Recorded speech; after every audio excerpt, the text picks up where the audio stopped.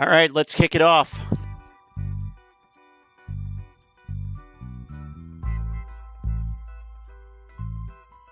Roll another blunt, man. This is good time.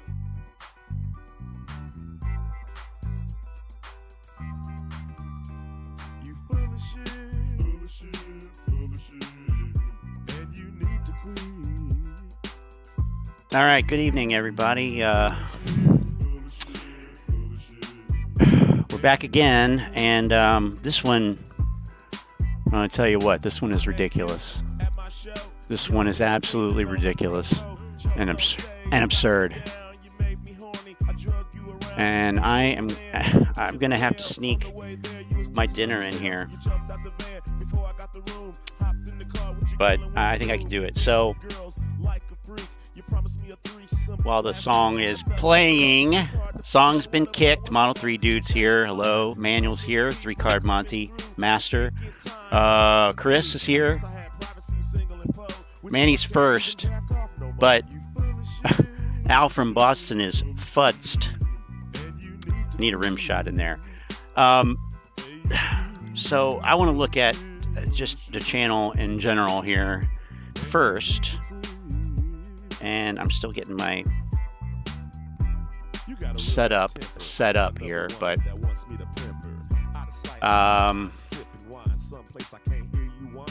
quick AMC update. Well, we'll see about that, but that second video is the one we're interested in tonight.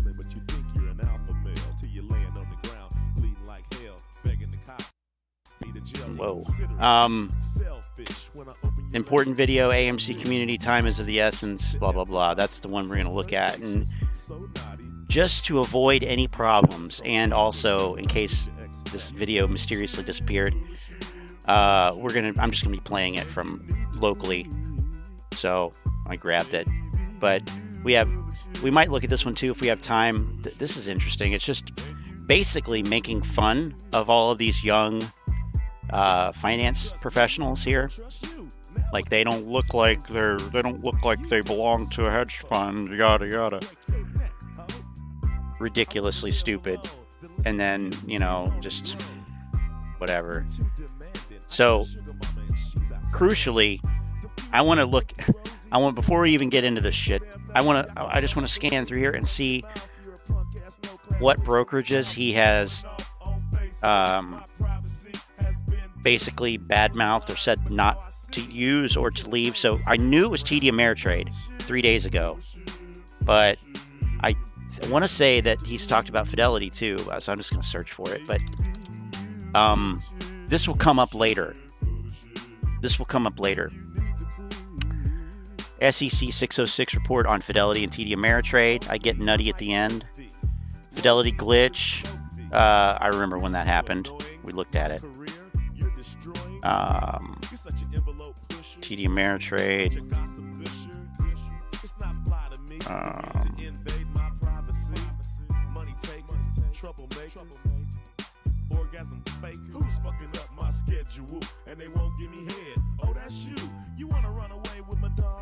Okay, anyway.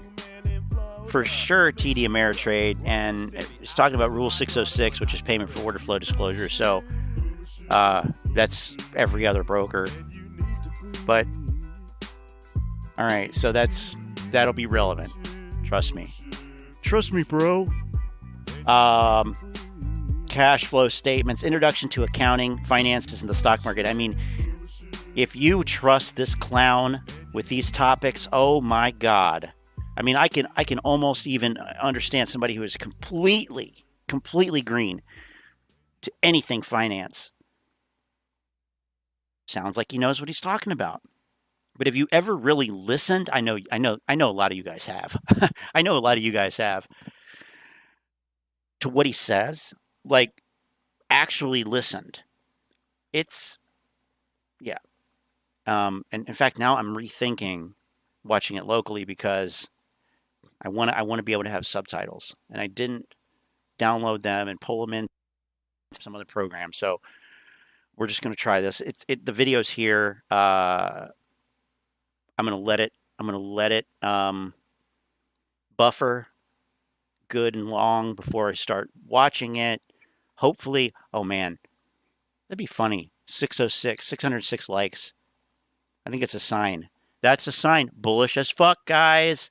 Bullish as fuck. Somebody else needs two people need. I can't do it. I can't do it. Two people need to go there and like this video so we can get. I'm sure that if I refresh it, it'll probably already have 607. So fuck it. Yeah. So I'm gonna let that load for a second. Now here's another one that's like, what the hell are they talking about? What in the fuck? Watch this before 8 p.m. 8 a.m. Eastern tomorrow. Okay. And then the other one here, where is it? It was 5 hours ago, roughly. 568 million shares traded so far today, Scavenger says. Oh, really? That's off by like, I don't know, an order of magnitude. What are you talking about, bro? 62.36 million today. What? 568 million shares traded so far. I don't even care to watch it. It's wrong. Doesn't even matter. Common sense investor still get it? Does he still get it? Is he going to end up being an ally, a friend of this channel? We'll find out. So Al was talking about Robinhood today. Okay, Model 3 dude. Good information. I'm sure it wasn't good, right?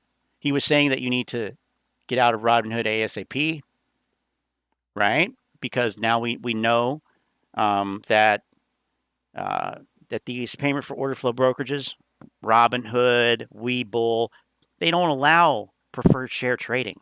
They trade common shares. It says it right in the terms of service. Nobody ever had a reason to trade preferred shares before, right? And actually, you're not trading preferred shares. You're trading preferred equity units. Preferred equity units, which represents 1/100th of a preferred share. Each preferred share represents 100 common shares. So in essence, one preferred equity unit equals one AMC share. But it's set up in this weird way because it's technically not a share. It's convertible to a share. It's kind of like a stock. It's kind of like a bond. It's a combination of the two. But until it becomes a stock, it's kind of worthless. So anyway, Robinhood, let's see. So we got Manny says, I like Robinhood. I like Robinhood too. I have no problem with Robinhood. I mean, we use it if I'm trading at work. It's honestly, I really can't. Even that is too much for me to handle at work, but I do it for some reason. I put myself through it. But trying to trade on, and Chris has talked about it before. Trying to trade on TD Ameritrade's mobile apps, Thinkorswim mobile app, it's horrible. It's so slow. It's ridiculous. It's unusable essentially. Robinhood though is not unusable. My attention span is just limited, and I anyway. But yeah, we're not Robinhood haters here. Credit Susie. Yep. Credit Susie. Meth is a hell of a drug. Robinhood won't trade shares of equity units. Today's show is brought to you by Fractions. And with that, how about it? Okay, let's kick it off. An important video. AMC community time is of the essence. Let's see, was there anything else that I wanted to mention before this gets kicked off here? Let's see. I don't know. I think that's it pretty much. Let me make sure everything's right here. I don't know what the volume's going to be like. I'm probably going to adjust it. Hey, it's Al from Boston. Let's kick it off. Oh, yeah. All right. I want to talk to you about something kind of important. I sat down and I wrote up a couple of. Okay. In the interest of completeness, I'm going to go back and turn on subtitles. Let's see how big they are. Sorry, I didn't get all this worked out beforehand, but you know how it is. Well, anyway, we'll try that. So I'm going to be stopping this a lot. Just fair warning. I'm stopping it a lot. I don't know, any takers on joining me on voice chat? If so, let me know and I will set it up. But I'm going to save bandwidth.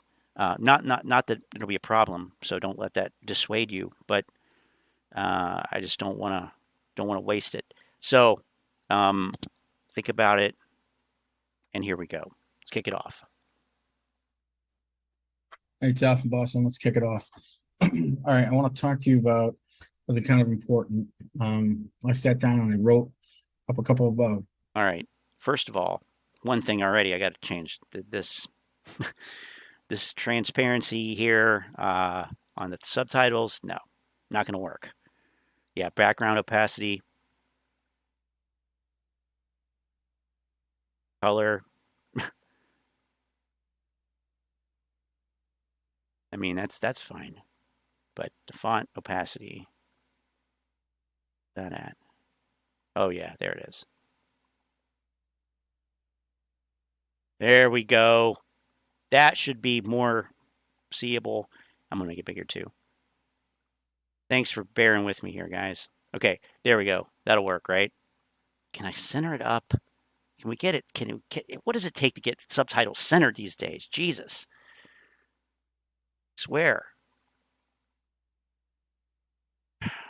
I guess not. Oh well. Oh well. I can, you know what? I can deal with it. All right.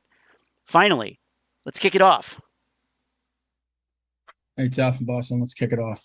All right, I want to talk to you about something kind of important. I sat down and I wrote up a couple of scenarios in which way this would work out best. This, I believe, is the best way to do it. This is something that is time sensitive. It's time critical, and not COVID. Excuse me. This is the best case scenario for the stock and the company. I think I've rationalized this, and I think this is the best way. Okay, what the C. Okay, so right away, I've thought about a couple scenarios. I've rationalized this is the best way. It's the best way. Oh, really? Okay. Well, we happen to know, that your analysis sucks. Okay. So, like, you think this is the best way?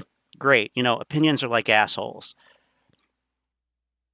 What more do you need to say?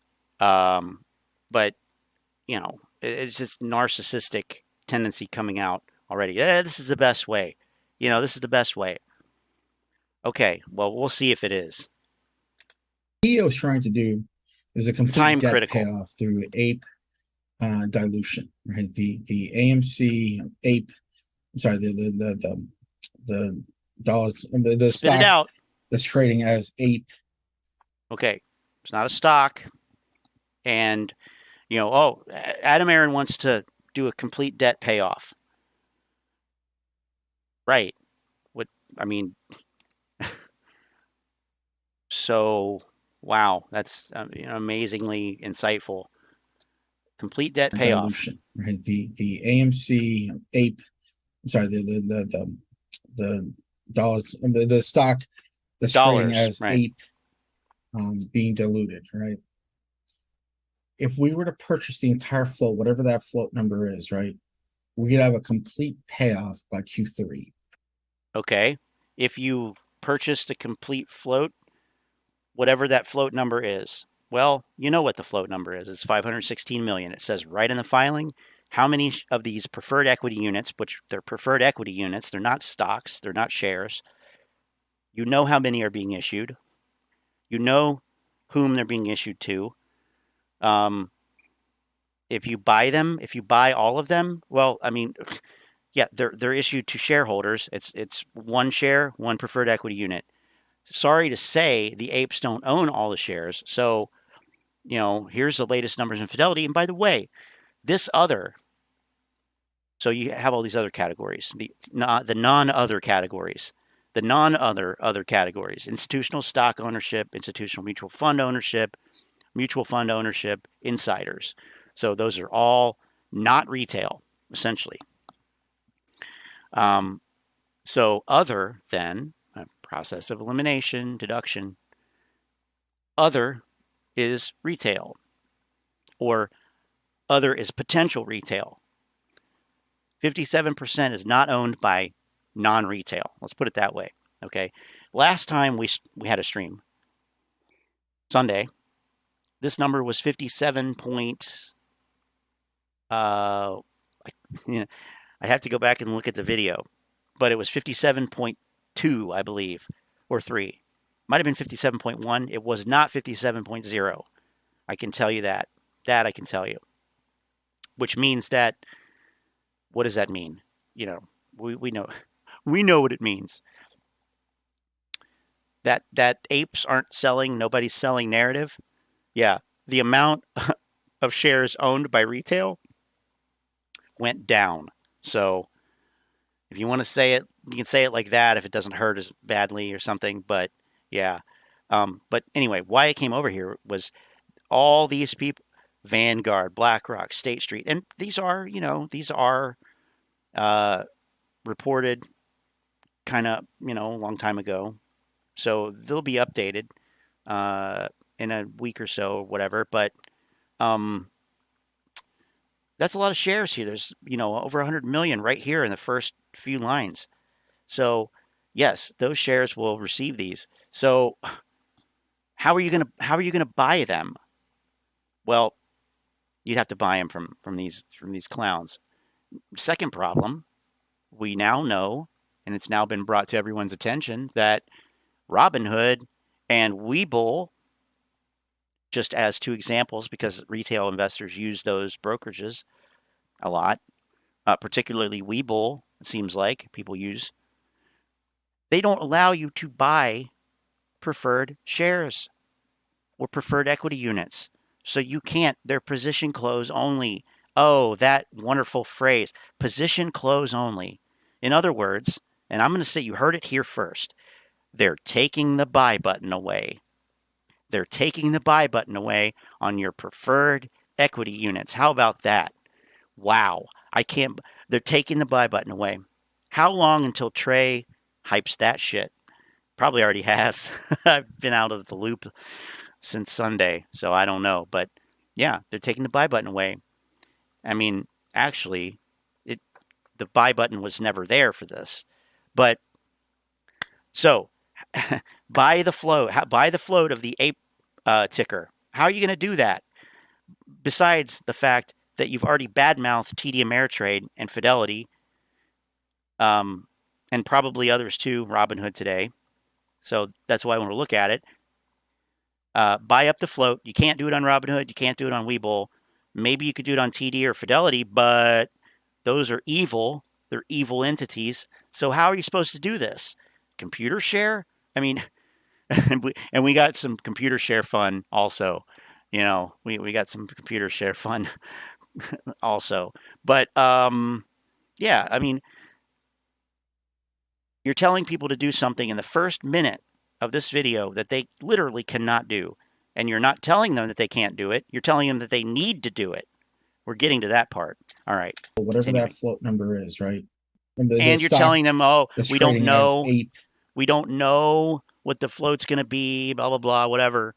Yes, you do know. So you're not telling people what you do know in that sense. But maybe he doesn't know that you can't trade it on most brokerages, payment for order flow brokerages. Maybe he doesn't know that. I don't know. But either way, it's disingenuous. Do your homework. If you're presenting yourself as some kind of expert, you literally have videos on introduction to finance, and you say that you're in training to be a lawyer, and you have an MBA and a master's in finance or whatever the fuck. Sure doesn't seem like it. It sure seems sloppy as fuck for somebody with those supposed credentials. Just saying. Just saying. I have nothing against this guy. Personally, I don't know who he is. Don't care. Just basing it on the information. Objectively, not good. Okay? To quote somebody that he likes, not good. Not being diluted, right? If we were to purchase the entire float, whatever that float number is, right? How would you we do that? Have a complete payoff by Q3. By right? Q3. We don't know by Q3. Okay. What year? Next year? This year? Q3 of this year. All right, well, Q3 is already here, so buy the current quarter. What does that mean? How? Where's the numbers? Where's the breakdown? But I'm still stuck on this. How do you buy it? How do you buy it? And how does it even make sense? How does it even make sense? These are convertible equity units, convertible to shares. But they're not shares yet. They're not shares yet. They may never be shares. They may never get to that point in their life cycle. They might end their life as equity units, and they might be liquidated in cash to the holders of them. So a lot of assumptions here, a lot of step skipping, but continuing. The exact number because of the price variations and so on and so forth. Yeah, right. The unknown quantity, right? But we have to do it on IPO, right? IPO? What's IPOing here? This isn't an IPO. It's not an IPO. It's not it's not an initial public offering. And I mean, not an IPO. I mean, I understand what he means when it begins trading, but it's not an IPO. The hedge funds will most certainly try to buy ape, right? There's no question about it. Well, they might end up already owning it if they own long shares. So, I mean, and also technically the hedge funds will have to buy it. If they're short, they'll have to buy it and deliver it to the lenders of the shares that they've shorted. So they're going to have to buy it anyway for that reason. But, I mean, these are like, this is all shit we went over Sunday pretty much. But the reason why he's giving it to us, the shareholders first, is so... Hedge funds can be shareholders. Hedge funds can be shareholders. Institutions can be shareholders. Insiders can be shareholders. They own common stock. So he's giving it to us. Well, yeah, he's giving it to you and anyone or any entity otherwise that owns common shares. So again, conflating us with shareholders as if it's a mutually exclusive thing, and it's not. It's just not. We need to get the Q2 numbers, and then we can see how this has changed. But even if it's 50-50, even if it's 50-50, that's still over 250 million shares. So I don't know what to say here. So we buy up the float. Understand? We have to buy that float out completely. Because later on, this is going to do something else for us. All right. And this is something we want to prevent. Again, how are you going to buy it? How are you going to buy it? You're going to be issued it, but you can't buy it on your current brokerage platforms. Or you need to verify that you can buy it. But this is literally impossible. It's impossible. We want to buy APO from underneath the hedge funds before they even get a chance to, right? It's got to be a massive, massive amount of money that the ape community spends. Okay, this is like Lynn said this.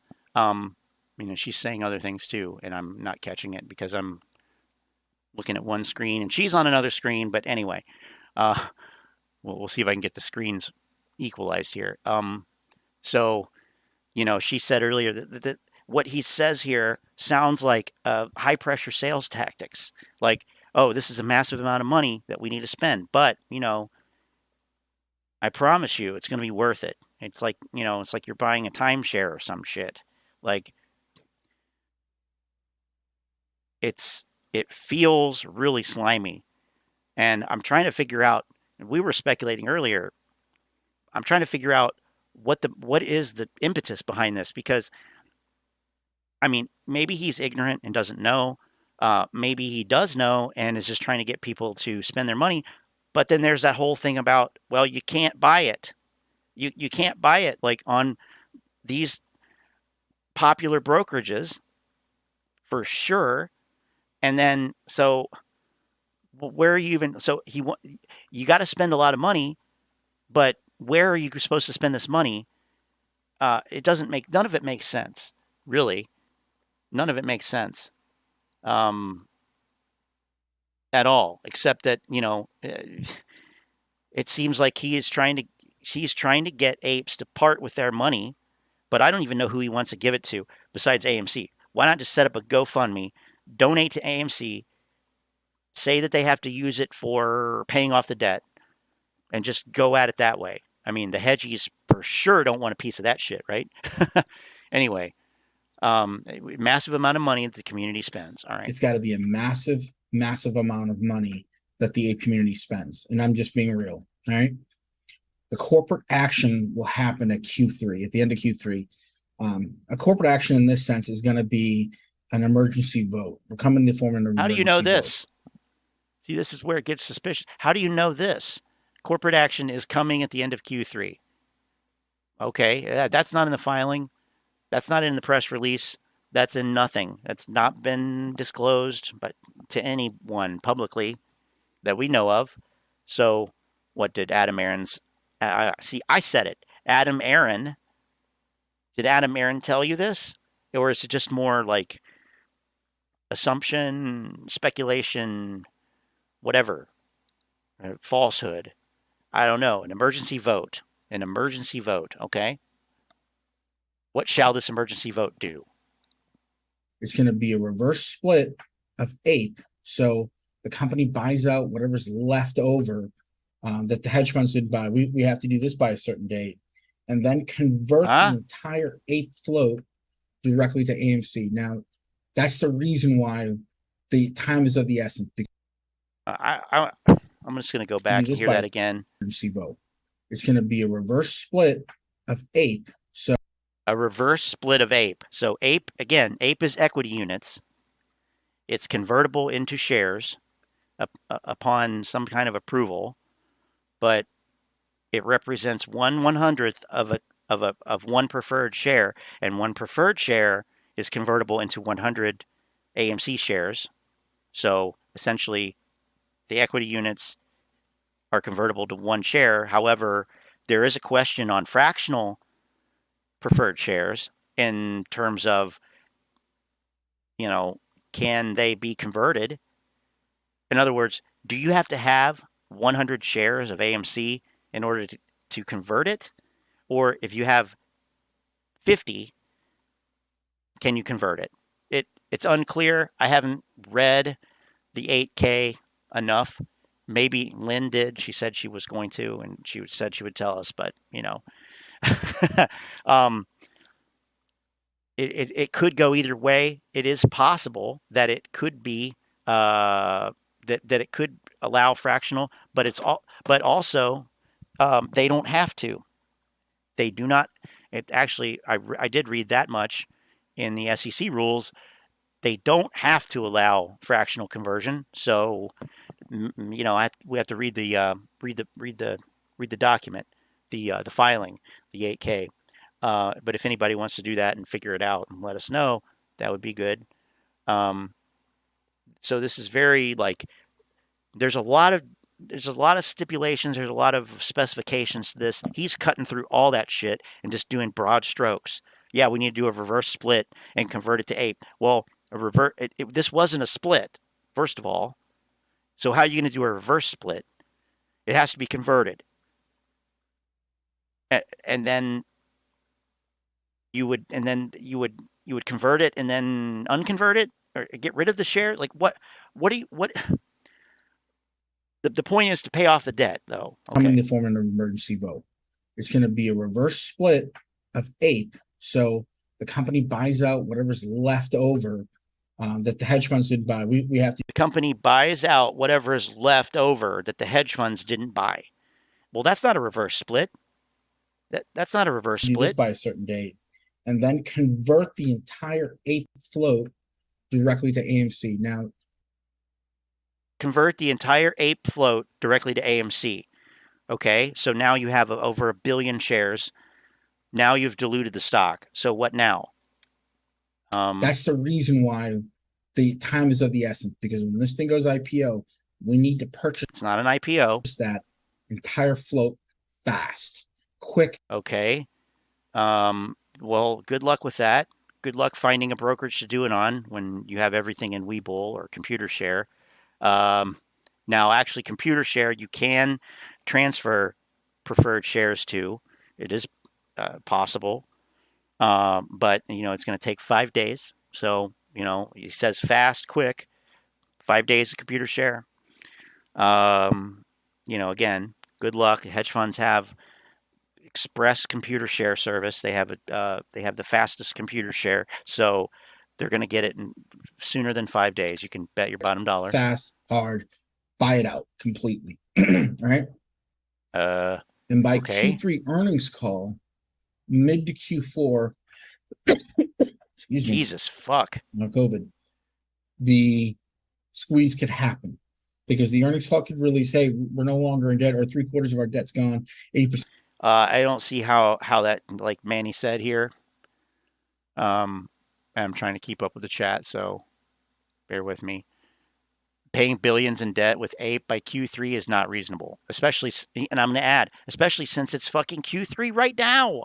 What are you talking about? What are you talking about? Paying billions in debt by the end of the current quarter with money from retail investors, buying something that they cannot buy on brokerage firms that they are with, buying something that is potentially convertible to AMC shares. What you thought about this? You actually sat down and wrote this out. This sounds like some shit that you came up with while you were sitting on the fucking toilet taking a shit. That is the quality of thinking here. Yes, because retail investors have billions of dollars more that they want to throw at this fucking company. What did they do with the last hundreds of millions of dollars that they threw at this company? Oh, they bought a gold mine. Yes, of course, bought a gold mine. Paid a contract for Nicole Kidman. Yeah, right, of course. Let's buy the theater ad company. Yeah, right, of course. Let's get new seats. Let's get new projectors. This makes no sense. It makes no sense whatsoever. Al, I don't know what his deal is. I do not know. I do not know who he works for. I do not know what his end goal is. It seems to be literally to create FUD, to create fear, uncertainty, and doubt with misinformation, fraudulent information, and just patent nonsense. That's what this is. This is patent nonsense. Billions in debt in less than 3 months from retail investors. Okay. Buying something they can't fucking buy. They can't buy it. Right. Okay. Let's continue. This is fun. Our debt's gone, and that's good enough. I hope you got your seatbelts fastened. Although, the good thing is on this plane, we do allow you to smoke. Because Q4 is when the big movies come out. Remember, Q3 Throw back to the 80s, baby. Did not have the blockbusters that we're accustomed to. Yeah, there's a couple of great movies, including Jaws. Okay, so now he's talking about how Q3's earnings are going to be shitty. Okay, so this is definitely more like a counter argument. But so why would this be a catalyst to paying off the debt? And so on and so forth. What? But they're simply not going to produce the volume that Q4 is going to in terms of quality of film. You got the Black Panther series, you got the the Avatar series. Those are going to be huge money makers for us. Okay, there's no question about it. That being said, the Q3 buyout of Ape has to happen. There has to happen. I don't know what to tell you then, partner. It's not going to happen. People are going to be issued this. They're going to be able to sell it only. They're not going to be able to buy it. A lot of them don't realize that. A lot of them think they're going to buy it. A lot of them are not going to be able to buy it. They're going to whine and bitch. We're going to hear all this Robinhood stuff all over again. And this time, and here's the fun part, this time it's going to be Webull. This time it's going to be Webull. I mean, I can see it now. I know all you guys can see it. I mean, how much longer do we have to put up with this? How much longer do we have to put up with this nonsense? How much longer are these guys going to keep manipulating retail investors, misinforming them, promising them the world? And what do they end up with? I heard there was somebody who lost 40, not here, it's not somebody, what a member of our group, somebody lost $40,000 in the MEGL stock. They got meggled. They got meggled. How much longer are these social media influencers going to do this shit? I don't care if it's AMC or if you got AMC'd, if you got meggled, if you got red boxed, if you got HKD'd, you know, it's pretty ridiculous. Now, the short answer is don't listen to them. You know, don't listen to them. But social media being what it is, so we're trying to use social media, you know, turn it on like one of those like Aikido things or something, some kind of, you know, you use it again like a karate thing. Anyway, Chuck Norris here. All right, so all right, this has to happen. The Q3 buyout of Ape has to happen. Has to happen. There is no other way around it. Well, if there's no other way around it, then you're fucked, because it ain't gonna happen. Like, these are facts. It can't happen. Cannot happen. So Moas is dead. There will be no squeeze. Actually, you just had the squeeze. Just had the squeeze. It has to happen. And it will be cheap enough to we can afford several hundred shares. Okay. It'll be cheap enough to where we can afford several hundred shares, but it will be able to pay off billions of debt. Okay. Makes sense. Okay. Now, yeah. Let's talk about the second part of this. Okay. So we know that the Ape IPO is the most important day in any previous calendar year, right? This is the big thing. This is fundamentals driven. This is where the entire float has to be. It's not an IPO. It is not an IPO. It's not a stock. And you can't buy it. So there you go. Like triple threat. Purchased. Wrong in all three counts. In order for the debt to go away. All right. The entire AMC community must purchase the float. Citadel on the short. The entire AMC community must purchase the float. What? Excuse me? Excuse me. The entire float has to be purchased in order for the debt to go away. All right. The entire AMC community must purchase the float. What are you fucking talking about? No, they must not buy the entire fucking float. Are you kidding me? I mean, this is blatant fucking bullshit. Blatant bullshit.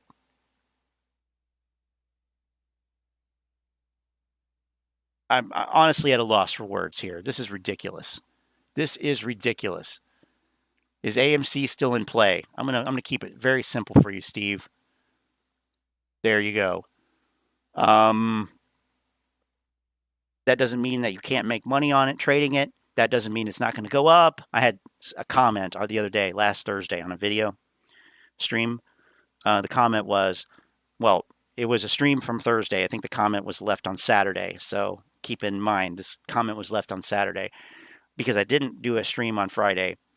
It was something like, well, it's funny that you nowhere to be found on Friday since AMC is green.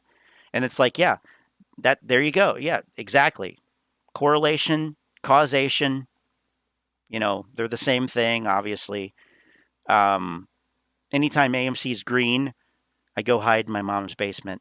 I drive the 4 hours and I go to her basement and, just sulk. But, contrary to popular belief, I do actually have a life outside of this. And, there's not much to say. There's not much to say when you know what's going to happen, right? And we said this on Thursday. So we were here Thursday saying it. And, it's playing out right before our eyes. Oh, but you weren't here this day. Oh, you missed it. Doesn't matter. Does not matter. Every rally gets sold off when you have this much overhead supply. Anyway, this video is not about that. So anyway, is it still in play?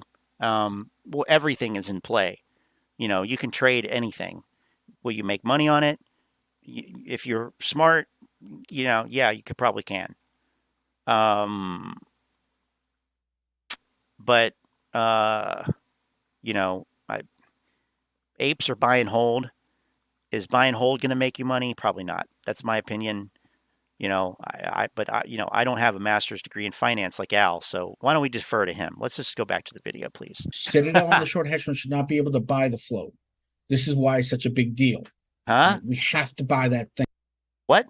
They should not be able to buy the float? Well, it's a good thing. Oh, okay. So rules for thee, not for me. You guys can't buy it, but we have to.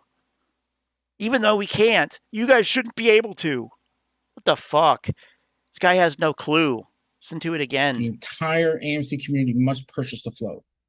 Citadel and the short hedge fund should not be able to buy the float. Well, that's just like your opinion, man. This is why it's such a big deal, right? We have to buy that thing out. Why does it matter who fucking buys it, too, by the way? Why does it matter who fucking buys it? If the goal is to save the company, and buying the float of this, it's not even a float. Buying all of the preferred equity units will raise enough money to pay off the debt by the end of the current quarter. Why wouldn't you want institutions to buy it? They have way more fucking money than retail investors. This was thought out on the toilet. There's no way he sat down and was like, "Oh, let me put everything together. All of my finance training, everything together here, and come up with formulate a plan." This is some bullshit, cobbled together fucking bullshit. Right now, if there's 4 million investors, right? If 4 million investors bought $1,000 US dollars, it would pay off the debt. 4 million. Oh, now of course, no one's gonna. There's no way to calculate this, but we probably know that there's no way to calculate it. Right. Well, I mean, what we can calculate or at least observe is, the retail ownership as reported by Fidelity going down.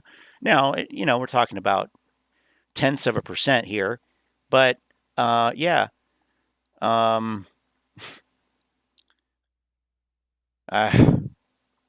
way to calculate it. More than 4 million investors. There's probably quite a few around the world. So let's just say there's 6-8 million, right? And that number can come down. But we have to spend at least a minimum of $1,000, 4 million of us to get. What? We have to spend a minimum of $1,000. Now this is just starting to sound like Scientology or similar type things. Like, yeah, you can achieve this state of nirvana. We can have the squeeze, but you got to spend $1,000. Sorry, you got to spend $1,000 on these courses. You got to buy these books. You got to buy auditing. You need to be audited.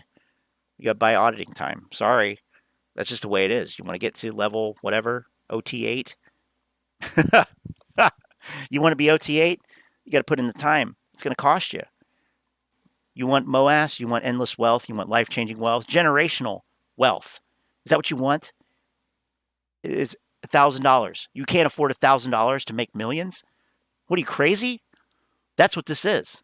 This is a high-pressure sales tactic. Incredible. Unbelievable. Get this float, right? That AMC. By the way, I could have been a grifter. I could have been a grifter, but I'm not. I could never do that. But, things could have gone that way. And by the same token, all of these assholes could be telling the truth. They could be telling the truth, or they could be silent if they don't have anything to say that they know is truthful and that adds value to this community and to this stock. I don't see any value being added here. I just see more bullshit, more confusing FUD from a shill, a true shill, somebody who is injecting nonsense into the narrative in order to basically drive people to it and probably somehow benefit from it. I see that in all of these guys at this point.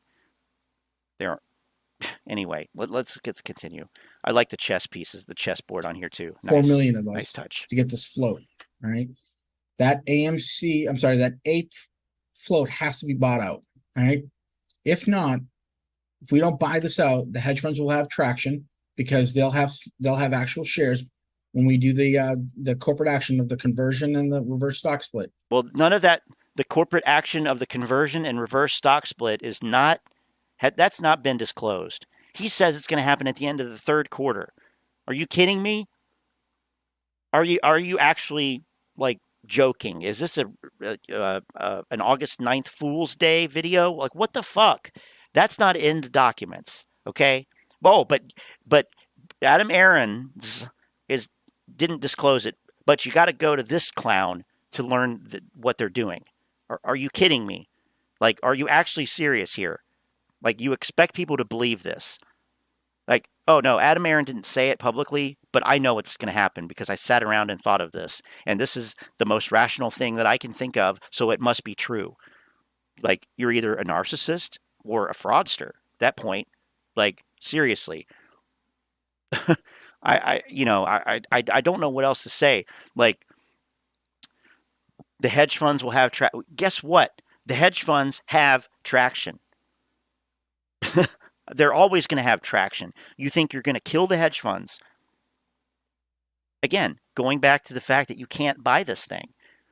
You're going to be issued this thing, but you're not going to be able to buy it. Anyway, keep going. Right? So if not, Q4 must exceed the revenue. So we buy half of it, 3/4 of it, a quarter of it, whatever. The rest of it has to be done by Q4. Now, the first part where I said, well, we buy the entire float and we convert it, we're looking at a late Q3, early Q4 squeeze. It'll be completely fundamental driven. Otherwise, if not. Late Q3?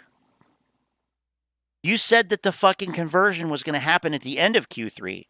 How are you going to have a late Q3 squeeze? That makes no sense. None. 0 cents. I mean, come on.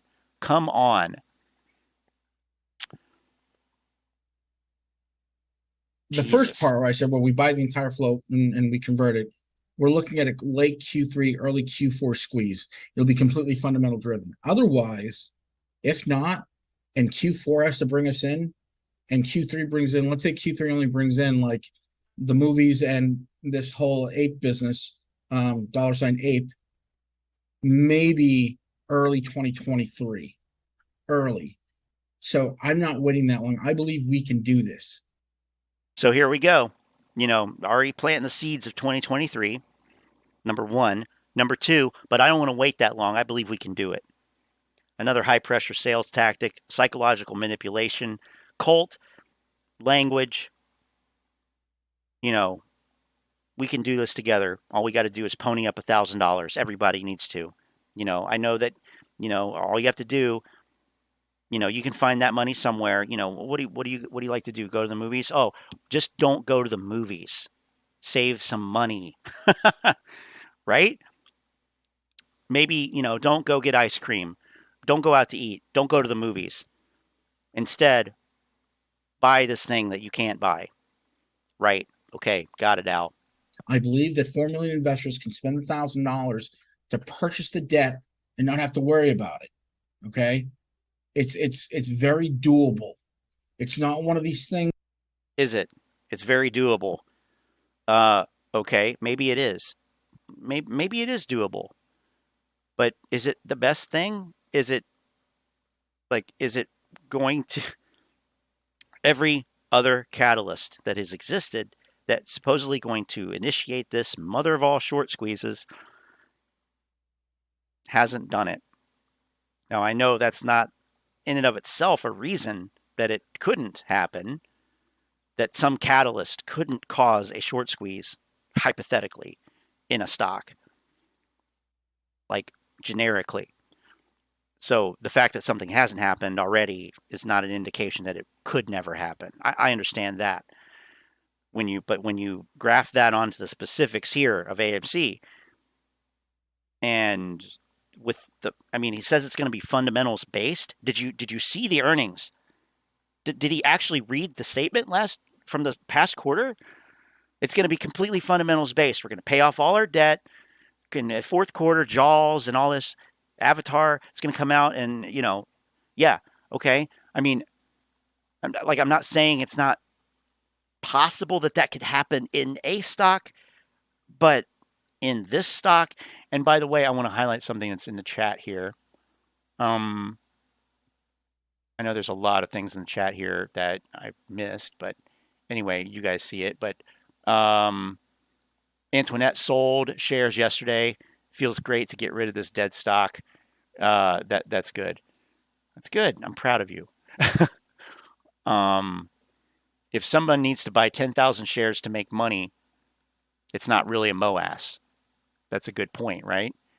And Steve is asking, so you believe AMC isn't going up?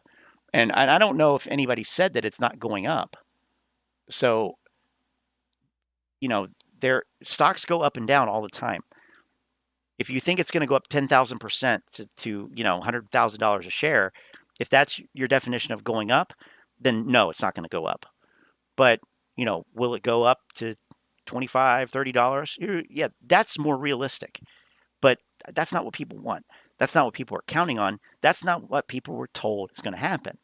And that's the problem. That brings us to why we're here doing this, trying to evaluate what's being said, look at it objectively and say, look, this is nonsense. And I have to say, this whole video so far, we're about halfway through, this is nonsense. This is 100% nonsense. This is what else is there to say?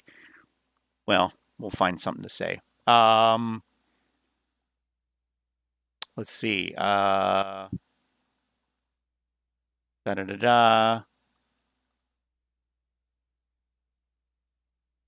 So here I see Steve's hoping for $500. I would say that's unreasonable. There is no.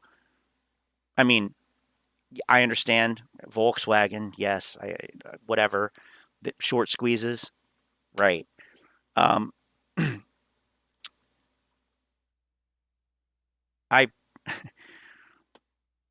look at the chart real quick.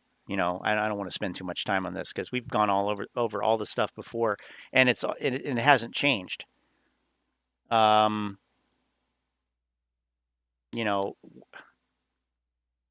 Where do the apes think that all of this volumes has come from? That's a question. What is all this volume? Oh, this is retail FOMO. It's retail investors buying. Right. Okay. But that narrative falls apart when you compare AMC to the broader market. So let's compare it to the SPY, S&P 500 index. Okay. Let's put that on there. And, we can see that generally speaking, let's put it on a weekly chart. Let's get crazy. Let's put it on weekly, Oh, look, basically what happens at the same time here.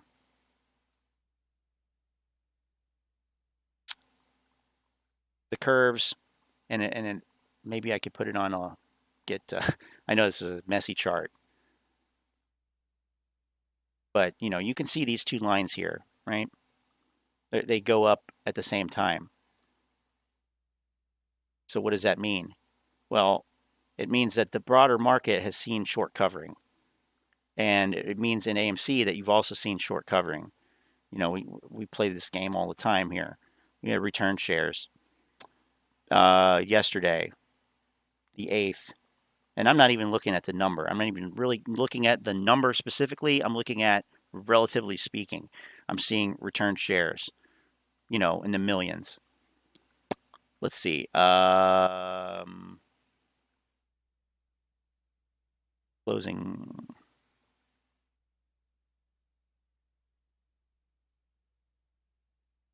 I'm seeing return shares.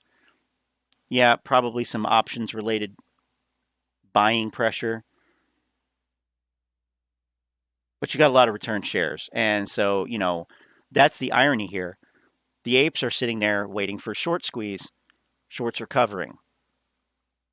Most if not all of your rallies at this point are caused by shorts covering. But shorts covering does not mean that the stock won't be shorted again.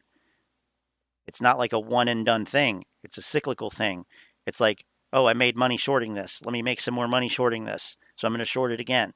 And that's happened probably 3-4 times, if not more, over this whole period. Same participants, new players, whatever. Doesn't matter. You don't know who it is. That's one of the points. You don't know who's doing this. It's them, they, hedge funds, institutions, big traders, sophisticated retail investors, more sophisticated retail investors. So, it's just, what's the SI? Oh, sorry, I breezed right over that, didn't I? Let's see. And let me say this too. We can look at what the short interest is. That's, we can do that. There it says 18.78. Here it says 18.72. So it's 74.21. It actually went down. Wasn't it 75 or 76 before? Yeah, it went down. That's funny. Yeah, because you had shorts covering, because you had a little bit of a short squeeze. The difference is these shorts are covering at a profit probably. So that's like the opposite of a short. It's an inverse short squeeze. Anyway, it's about 18-19%. But it doesn't matter because there's no buying pressure. There is nothing happening that would force the shorts to cover at a loss, at increasingly high losses. There's nothing. Earnings didn't do it. Earnings did not do it.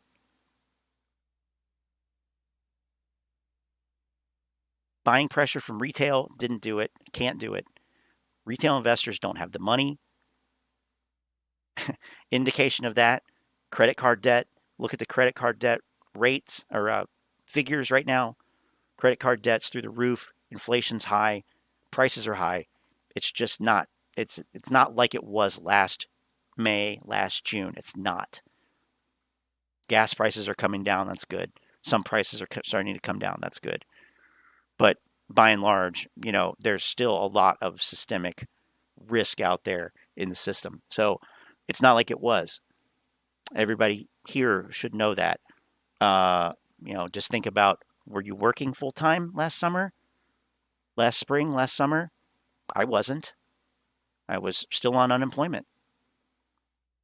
Sure as hell I'm working full time plus some now. So anyway, let's see here. Let's see. Not even Mickey can save AMC. Yeah. Bashing grifters, not traders. Well, maybe tangentially if certain topics crop up. Where did Steve ask that? I missed that. Anyway, so anyway, we don't give investment advice. We don't give financial advice. And what you will get here is an evaluation of the information that's being put out on social media regarding this supposed play. And I like to think it's the most objective analysis that you're going to find on YouTube. I can say pretty certainly that I don't know of anybody, and it's not just because it's me, but I don't know of anybody who is really looking at it objectively. There are people who are more objective than others, but even those people are still biased because they've built this following on being an AMC MOAS preacher. That's what they built their following on. So if they change what they're saying, they can't afford to change what they're saying. That's the thing. We've always just gone where the evidence goes. You know, I didn't have an opinion necessarily going into it. Or if I did, it was always like, well, okay, I think this, but I want to know, so I'm going to look at everything and see where that takes us. That's the way it should be done. That's the way science is done. That's evidence-based. That's what we are. Evidence-based. Look at the evidence, get into the details, pause the video a million times and look at and think about what they're saying. Nobody does that. Nobody does that, and that's the one thing that that's what you should do. I don't get it. It's crazy. Anyway, it's social media, right? I mean, everything's crazy on social media. Reality. Here we go. Things where, oh, can it happen? Would it happen? I don't know. This is very doable. We start talking about that stuff, the viewer count goes way down. So I got to throw that in every once in a while. You know, the whole objective, evidence-based thing, the science thing, because you know we don't want too many viewers here. We like the small, good-looking crowds here, not the big, ugly ones. Okay. Anyway, but we take all are welcome, ugly or not. You're all not ugly. I am. That's why I don't have a camera. All right, here we go. There's probably more than 4 million people, but this IPO, this entire float has to be purchased. There's no ifs, ands, or buts. This debt has to go away. Now that 4 million that I'm talking about, right? That 4 million, this is just the US based investors and a couple of other, you know, people that we, of course, you know, in other countries, the ones that are registered. However, those people How do you that know have that? purchased the synthetics, the rehypothecated shares. Synthetics, rehypothecated shares. Okay, well, that's a whole other thing that, you know, I don't want to get too deep in because we've been over this shit so many times at this point. We have. Like synthetics that are rehypothecated. Let's just let him finish. And by the way, BTW brand says hard to watch this channel because it's all truth. Garbage YouTubers are a dime a dozen, and they provide endless examples of inconsistency and stupidity, and everyone eats it up and questions nothing. Amen. Amen to that. Thank you. I started reading your comment to myself, and thought it was going to go one way, but it went another way, and that's a real, you know, stupid small example of, you know, you have to like read the whole paragraph. You have to read the whole sentence. You have to look at all of the information, even if it's a comment, because it could be really well written like this one, and say, man, I hate, you know, for example, I hate watching your channel because this is so spot on, and it makes me realize how stupid or how, you know, uninformed or whatever. So thanks for that comment. That's really nice. I appreciate that. Tend to be quiet, but Al makes my blood boil. I'm right there with you. I'm right there with you. This is ridiculous. And like I said in the description of this video, right in the top of the description, there's a reason why. There's a reason why this channel, the people in the chat, right now in this channel, ranked Al as the top tier grifter. Not only the top tier, the top grifter. And I have to admit, I had a fair bit of influence in that particular ranking. But there's a reason why he is right up there at the top. I mean, it is ridiculous. And the fact that this guy claims to be an expert in finance, he claims to have a master's in finance and an MBA, and he's going to be a finance lawyer. No, like, I don't see how that's even something that this guy could even believe enough to lie about. Really, this stuff is so ridiculous. It's so wrong. Everything. Just over and over, this shit. It's like he's pulling it right out of his ass. What it seems like to me. I don't know about, well, I don't know about the rest of the apes and whatever else. I said that, and it makes it sound like we're apes. Scratch that. I don't know about other retail investors or anybody that watches this shit. But I don't.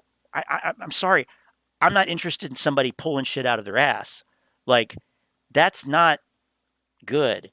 That's not helpful. And that's why I don't really care to listen to what anyone says in terms of my personal like trading and investing. Like, I have very, very few people that I trust, and even that is more conceptual concepts, principles and things like that. I don't listen to anybody's, with a couple exceptions, uh, instances of this. But like, I'm not taking stock advice from somebody on YouTube, from somebody on Twitter, from somebody on Reddit. Like, I'm sorry, that's not how I do it. Not saying it can't be done, but this is the kind of shit you get into. You get, knee deep in this bullshit. And like, you alluded to BTW brand, you have, not you, but these people they bought it up, and they are hooked. It is just like joining a cult, joining, one of these splinter religion groups and stuff like that. There's no difference. It's psychological manipulation. It's draining people's bank accounts. It's stealing their lives, ruining their family, ruining their relationships, probably negatively, I mean, definitely negatively impacting people's health. I mean,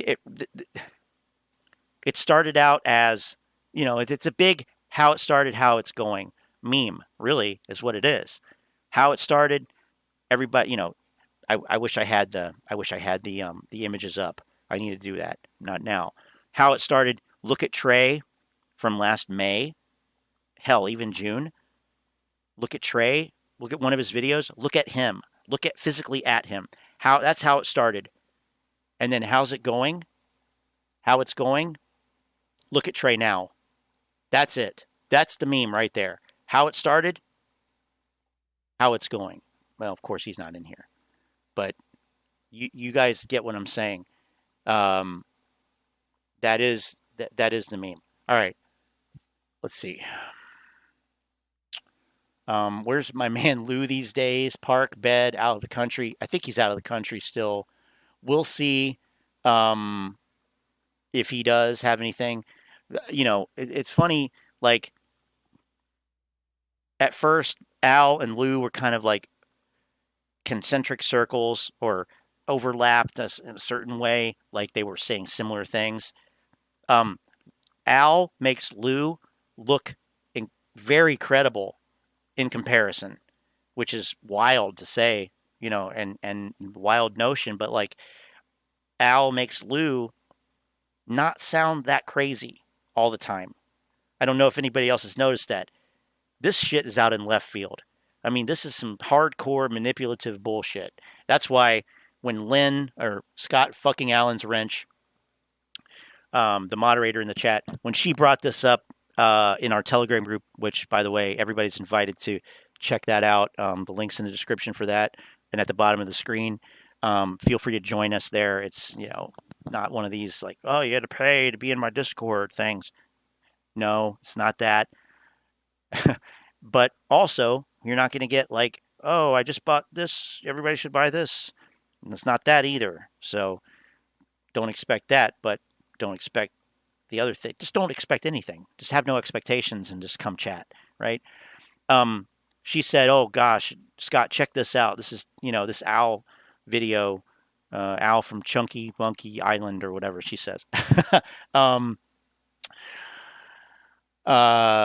I was at work and I listened to a little bit of it, and I'm like, oh my God, we have to live stream and focus on this, because this is some of the worst. And, I think she said that, possibly Al's most offensive video due to the high pressure sales tactic deployed. He's a working shill proven by himself. Right.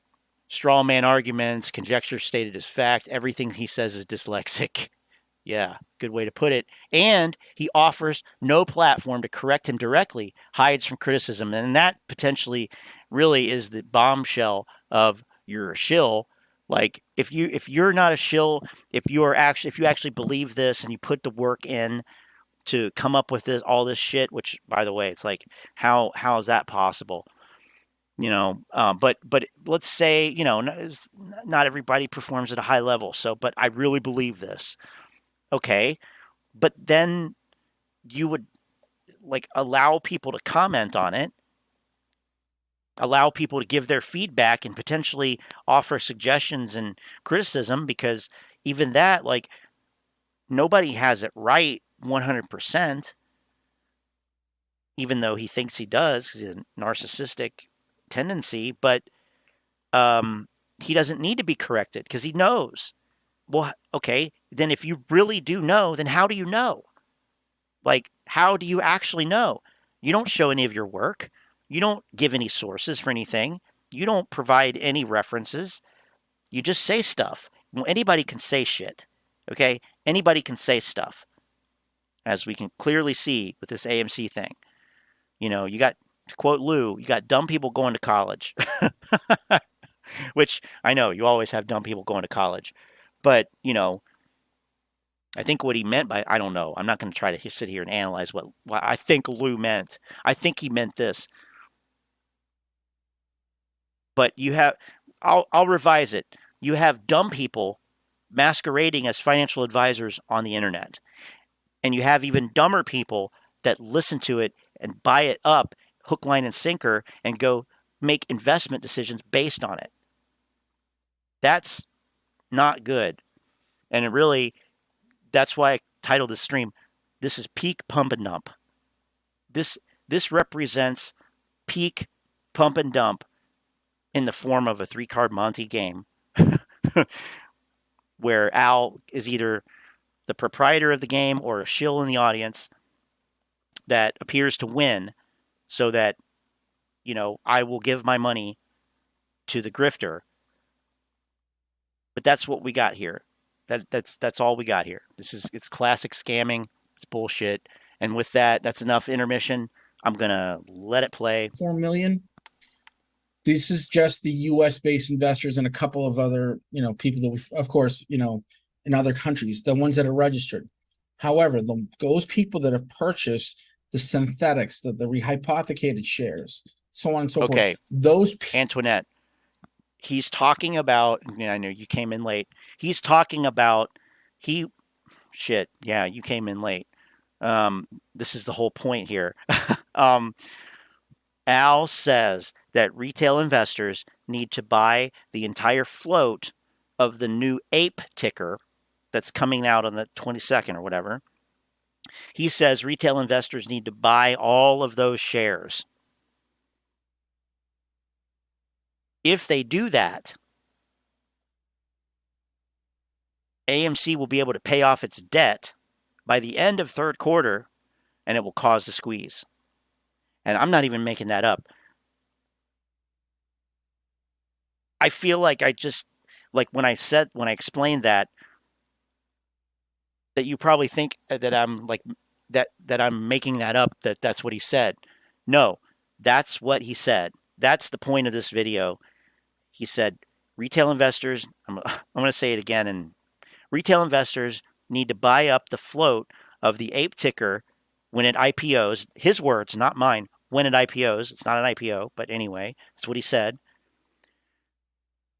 Not allow hedge funds and Citadel and such to buy it, because if retail investors do buy it up, then by the end of third quarter, they can convert it to AMC shares, and then AMC will do a reverse split and use the money to pay off its debt by the end of third quarter.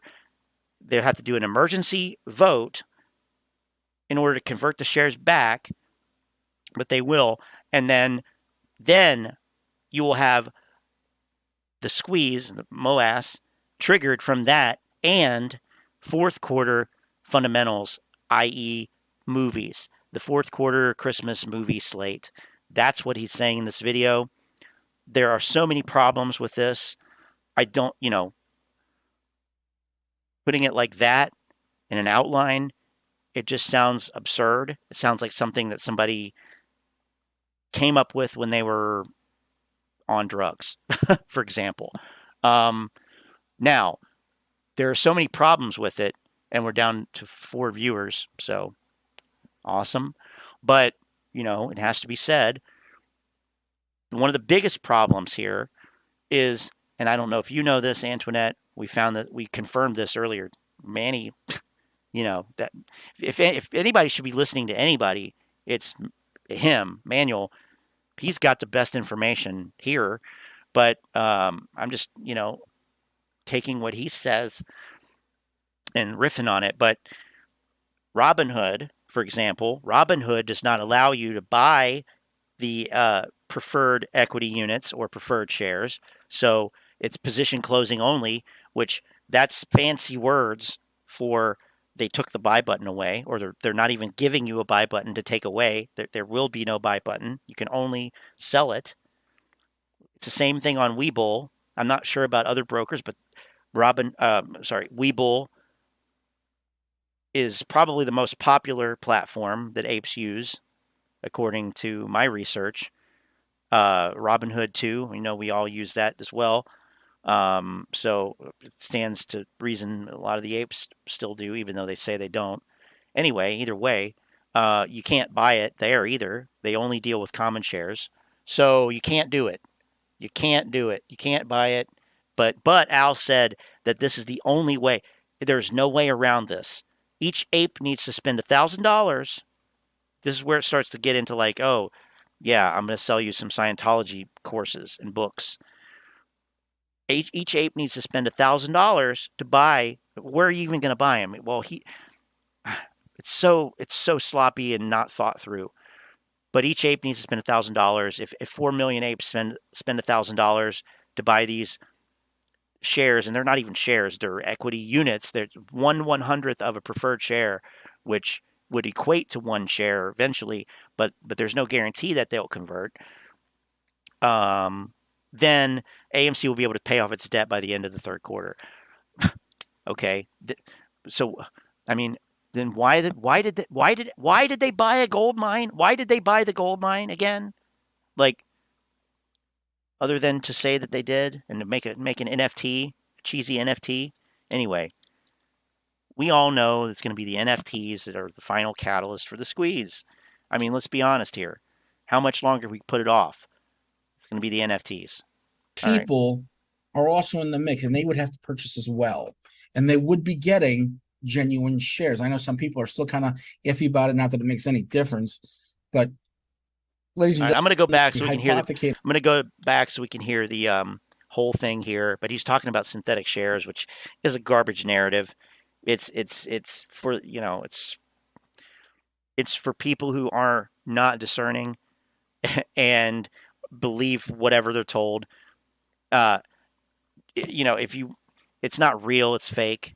Like, this is like the Alex Jones narrative. If you kind of catch what I'm saying, it's just weak. It's intellectually weak. It's not curious at all about what's actually happening and how things actually work. Just call it fake. It's fake. It's fake news. It's fake news because I don't like it. It makes me look bad. It's that kind of thing. You start actually digging into this and you realize that, right, what they think are synthetic shares are not synthetic shares, first of all. Second of all, the notion that they would just trade endless numbers of shares without keeping track of it. I mean, you're literally talking about quantitative finance, like numbers, money. Yeah, they're just going to let it go open-ended, like infinite, because the apes can understand infinite. I've said that for over a year now. They love the concept of infinite. Yes, they do. Infinite money machine, infinite squeeze, infinite short interest. They love that because they can understand that. It never ends. They can understand that. They actually can. All right. So I'm going to go back, let it play a little bit. Sorry. No ifs, ands, or buts. This debt has to go away. Now, that 4 million that I'm talking about, right? That 4 million, this is just the US-based investors and a couple of other, people that we, of course, in other countries, the ones that are registered. However, those people that have purchased the synthetics, the rehypothecated shares, so on and so forth, those people are also in the mix, and they would have to purchase as well. And they would be getting genuine shares. I know some people are still kind of iffy about it, not that it makes any difference, but ladies and gentlemen, we're in an unprecedented time. This is an opportunity for us, the AMC retail community, to have an upper hand, to pay off all the debt, and Q4 being happy hour. It will absolutely happen that way. Oh, yeah, sure. It'll absolutely happen that way. What about all the other shit you said would absolutely happen? Oh, none of that applies anymore. Right? What about all the other shit that you and these grifters have said would cause a squeeze over and over and over again? No, this time it is, though. I just need you to spend $1,000. Excuse me? Excuse me. What? No, it doesn't work like that. It does not work like that. Your benefit of the doubt was up long ago. Okay? The fact that this fucking clown thinks that he can come on here and more or less strong arm people into spending $1,000 to pay off AMC's fucking stupid debt that they have done very little themselves to do anything about. In fact, arguably, yada, yada, yada. But what the fuck? What the fuck? Who do you work for? What is your goal? And by the way, paying off the fucking debt? That will cause the squeeze? Great. Oh, yeah. This company paid off its debt. Shorts are obliterated. Oh, my God. Like, it would be a complete surprise.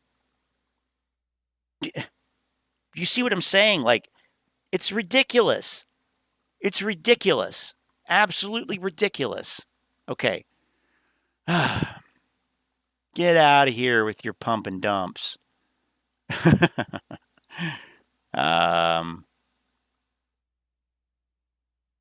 By the way, per most recent video, Al from Chunky Monkey Island has departed Turkey and is now in Spain. He wants people to know that. Oh, right. I love the video where he was in Turkey. I think it was yesterday or the day before. He really played up the Boston accent. Oh, my God. It was so fucking dumb. Like, yeah, you go to Turkey, so you play up your Boston accent. Like, fuck it. What a grifter. What a fucking fraud, really. Okay. But yeah, it'll happen that way. I'm sorry, dude. You have no credibility. None. You have less credibility than Lou at this point. Less credibility than Trey. It's ridiculous. I know I keep saying that. But and if you're an overseas ape, you'll get real shares, not synthetics. Not that it makes any difference. Right. Because there is no such thing. All right. It's the best way to do it because then it's fundamentally driven. It becomes a bad trade. Frank and I have been talking about this for quite some time, how the prime lender, the people that loan the hedge funds money, have to see it. The folks over at the rating agencies in terms of stock analysis guys and just clowns on the internet that make statements, oh, it'll never happen, it'll never, blah, blah, blah. No. We have to change their minds through fundamental change. And fundamental change in this scenario is zero debt. Zero debt. It's doable. This is the way to do it. It's a part of the investment process, and it will have a massive payout because at the end of this whole thing, you'll have cheaper shares of AMC because they'll eventually be converted. And eventually, like I said, you'll have a much higher number of shares because you bought the ape at a cheaper price, which ends up becoming AMC. Okay? This will work. What? I promise you this will work out. I promise you. Only, oh my God, only a desperate fuck would say that. I promise you this will work out. Give me a fucking break. This is pathetic. It's so fucking pathetic. I can't even fucking believe it. Oh my God. I promise you this will work out. Yeah? Sounds like you're trying to get your girlfriend back. What the fuck? Oh my God, I'm so fucking fired up. I can't, I literally, and what he just said, all this shit, all this bullshit. Oh, the price will be cheaper and you'll have more shares and da da da da da. You said there was going to be a reverse split. How are you going to pay off the debt? How does paying off the debt fit into this again? This makes no sense from top to bottom. None. Makes no sense. I think what he's trying to do, if I had to guess, if it was like gun to my head, what are they doing? What is he doing? Or I'm going to shoot you, which that's fucked up. But maybe he knows you can't buy this thing. Like he's advising that you have to. He literally said, you have to do this or there won't be a squeeze. He said that in different words, but he said that. Apes are going to try to do it. Some are. Then they're going to find out, oh my God, they took the buy button away of this share. We can't buy it, even though, yeah, that's because it's not a common share. And that's what your brokerage deals with. So what are they going to do then? They're going to buy AMC shares. They're going to buy AMC. That's all they can do. Buy AMC. You can't buy the ape thing, so buy AMC shares. That's all you can do. Period. I mean, that's boom. That's it. That's it. What else could there be? What else could there be? Ridiculous. Absolutely ridiculous. So, yeah, it's peak pump and dump in the form disguised as a 3-card Monte game. And this guy is probably in the audience, and he's saying, yeah, I'll play. I'll play.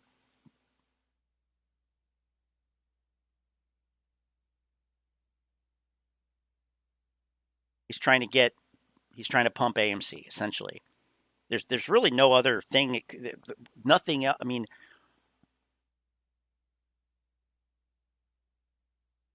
I wonder how much he's down, if he even has a position in AMC. Like, let's go down that line of thought. He's trying to pump AMC to make money for himself. I wonder how far down he is. Or he's on a corporate payroll somewhere. That could be anywhere. Could be AMC, could be some, Wall Street institution. It could be whatever, some boiler room somewhere. But there is no way. The kind of person that says, I promise you this will work out. No, I'm sorry. But no. That's a desperate motherfucker. A desperate sounding motherfucker. That's disgusting. Of a much higher number of shares because you bought the ape at a. I'm going to go back and let it play through that whole section because it's fucking stupid. It's so stupid. Like, this guy has a master's degree in finance. He has an MBA, and he is training to become a finance lawyer. So that's the level of intellectual agility that you're getting here. Just listen to it. In terms of stock analysis guys and just clowns on the internet that make statements, oh, it'll never happen, it'll never, blah, blah, blah. No. We have to change their minds through fundamental change. And fundamental change in this scenario is zero debt. Zero debt. It's doable. This is the way to do it. It's a part of, and it will have a massive payout. No, it's not. Because at the end of this whole thing, it's not a part of the investment, okay? No. And if you're telling somebody all of the money that you have in this thing, because me and my buddies told you that you were going to get rich, but now I just need you to come up with $1,000 more. Are you going to trust that? Or are you going to believe that? I mean, they've cried wolf continuously over and over.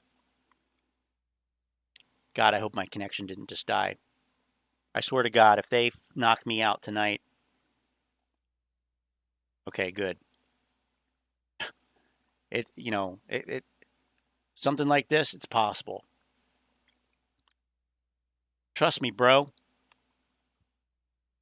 I wish I knew who was paying him. I really do. This is ridiculous. All right, I'm going to continue. I'm assuming that the connection's okay. And it will have a massive payout because at the end of this whole thing, you'll have cheaper shares of AMC. Okay. Cheaper shares of AMC because they'll eventually be converted. And they'll eventually be converted, but you said they were going to be a reverse split. So I don't know what that's all about. And eventually, like I said, eventually you'll have a much higher number of shares because you bought the ape at a cheaper price. Because you bought the ape at a cheaper price, which you can't even do. You can't buy it. Position closing only, bro. But, you know, let's substitute shares there. You bought AMC shares at a cheaper price. That's all this is. It's a pump and dump. But fat man, fat. They say fat man, fat man. All right. Anyway, which ends up becoming AMC. Or you can just buy AMC. If maybe your broker doesn't allow you to buy the ape ticker. Well, then you'll just have to buy AMC, I guess. There's nothing you can do. We have to spend every ape has to spend $1,000, or Adam Aarons will not allow the squeeze. Okay. Yeah. This will work. I promise you, this will work out. Oh God! But you got to come up with the money to do this, and a lot of people simply don't have the money. Okay. The summer has not been kind of the economy, as you can see. Right. And I'm not too overwhelmed or thrilled about the way the interest rates are going. I don't know if I keep hearing conflicting reports from different analysts that I trust, and I think the question is now, hey, how does this country set to recover? Because I don't think they have a plan in place, right? I really don't know. They do actually. They do have a plan in place. It's called raise interest rates, cool demand, reduce the balance sheet, get all this extra liquidity out of the market, out of the system, all this funny money that's gone basically to the top. Elite oligarchs, stock market, Wall Street, whether that'll actually, come fully to fruition, probably not. But, yeah, you're hearing conflicting reports because you're listening to analysts. But, I mean, you basically are an analyst, right? You have the training. So, but they don't have a plan in place. Yeah, right. Because you're a total lay person who is not too overwhelmed. What did he say? It was ridiculous. Maybe English isn't your first language. I don't know. I'm not too overwhelmed or thrilled about the way the interest rates are going. I don't know if I keep hearing conflicting reports from different analysts that I trust, and it sounds like he is overwhelmed. I think the question is now, hey, how does this country set to recover? Because I don't think they have. Oh, right. Okay. How does this country set to recover? I don't think they have a plan. Right. I really don't know. Because I see different reports. I see different avenues of approach, but nothing concrete that's going to say, hey, this country's going to fix itself. Well, is there ever like 100% certainty in finance? I mean, you should know that. I mean, we know what has happened before. We know, we got ourselves into this situation, and they did this, and this happened, and whatever else. It's not exactly the same, but inflation's a monetary thing, and if you look at the balance sheet, it's clear that there was a lot added to the balance sheet. Yeah, you're going to get some bear market rallies. You're going to get some short covering rallies and things like that, but that doesn't mean that everything's back to normal. And these people saying that the Fed's going to pivot and everything else, I mean, it's FUD. There's no way that'll happen. Or everything is beyond repair and they're just, one last hurrah, whatever. But, in more than likely, you know, especially because of some of this rallying, because of what's happening in the market, because of the refusal to, kind of, uh, and are we really surprised? But, just it's a greed-based system. So, yeah, telling the greediest fucking people in the world ever to have ever existed, oh, you need to moderate things. You need to pull it back. Yeah, right. Like they're going to do that. But anyway, I digress. Are you going to, so no, you need guidance. You need somebody to say, all right, here's where things need to be. And that's what's happening. Sounds like he's making this political, really, without making it political. I don't know. I'm speculating on that because, I'm sure that if his guy was in, he would be singing a different tune. But anyway, that's speculation. Regardless of that scenario, the movie theater industry is still a cheap date. As the CEO said, they will still keep coming to the movies despite monkey, COVID, whoever. They will still come to the movie theaters. Okay, I want you guys to be aware of that. Not if everything's closed down. So there's that. I mean, but I guess people weren't saying this in 2019. But, we didn't know in 2019. By that token, we don't know what we don't know in 2020. Maybe something's going to come out next year that will make movie theaters obsolete. It's possible. It's absolutely possible. Who knows? Okay? But here's the thing. This is not a fundamental. His whole thing about fundamentals will cause this, that's ridiculous. It's ridiculous. Because what fundamentals? I mean, that's why he's pushing this narrative of paying off the debt. It's got to be why. Let's come up with $5 billion. Like, why do you need this other ticker? Why do you need this preferred share nonsense? Why do you need that? Why didn't you just tell people, yeah, go out and buy this $1,000 of stock? Well, I think that's what he's doing. Ultimately. It's ridiculous. Stop paying rent and buy ape. Once in a lifetime opportunity. MOAS is around the corner. Yeah, that's what he's saying. Yes. If your landlord kicks you out because you spent rent on ape, it means they're a communist. AMC loses money even when people going to the theaters. Yeah, right, exactly. AMC loses money when they have Tom Cruise, when they have whoever, it's not fundamental. It wasn't fundamental before. That's kind of a reason why it's not a realistic situation.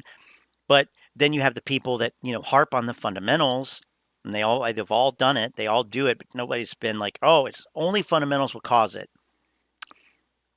As Al, that's his thing. Lou's kind of the exact opposite in a lot of ways. Like Al thinks that Adam Aaron is a genius and that he's playing 5D chess. Lou thinks that Adam Aaron is a greedy son of a bitch who is using, I mean, this is what he says. Who knows what he actually thinks, but he's never trusted Adam Aaron, popcorn.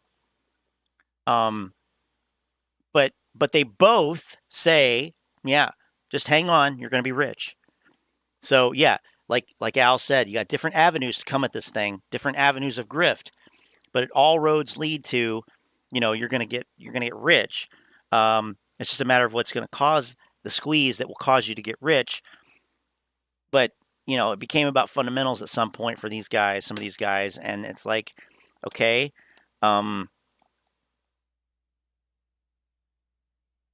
first of all, like the fundamentals aren't there, like these earnings reports are just shit. They keep coming out.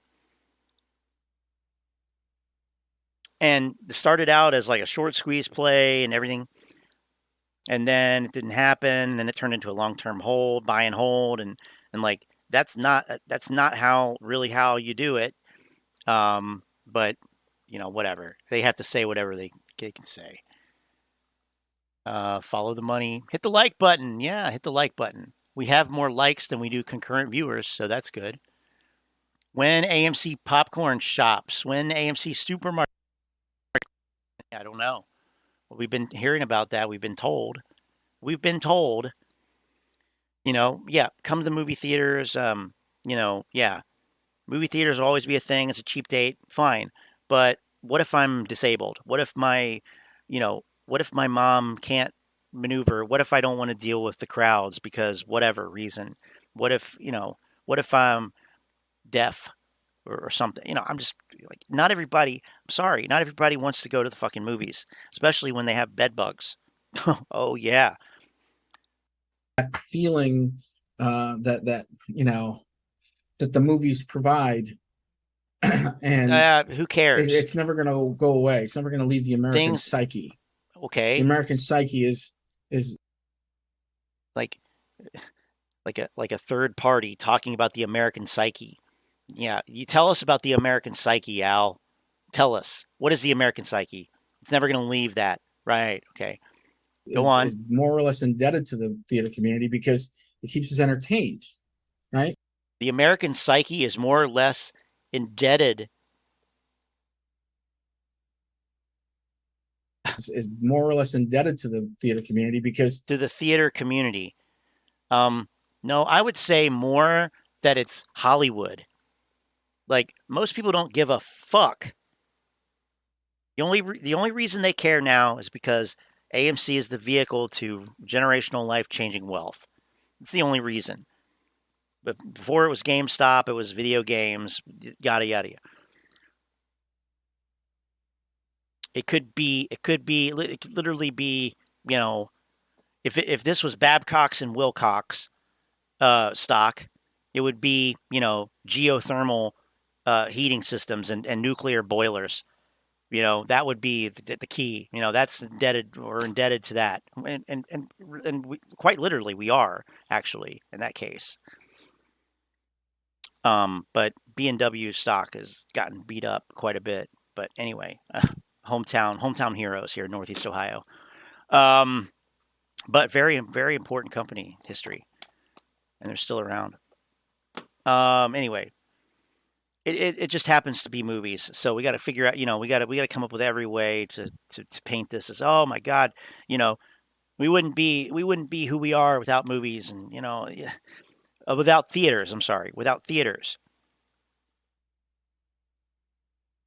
I don't think it's the theaters, really.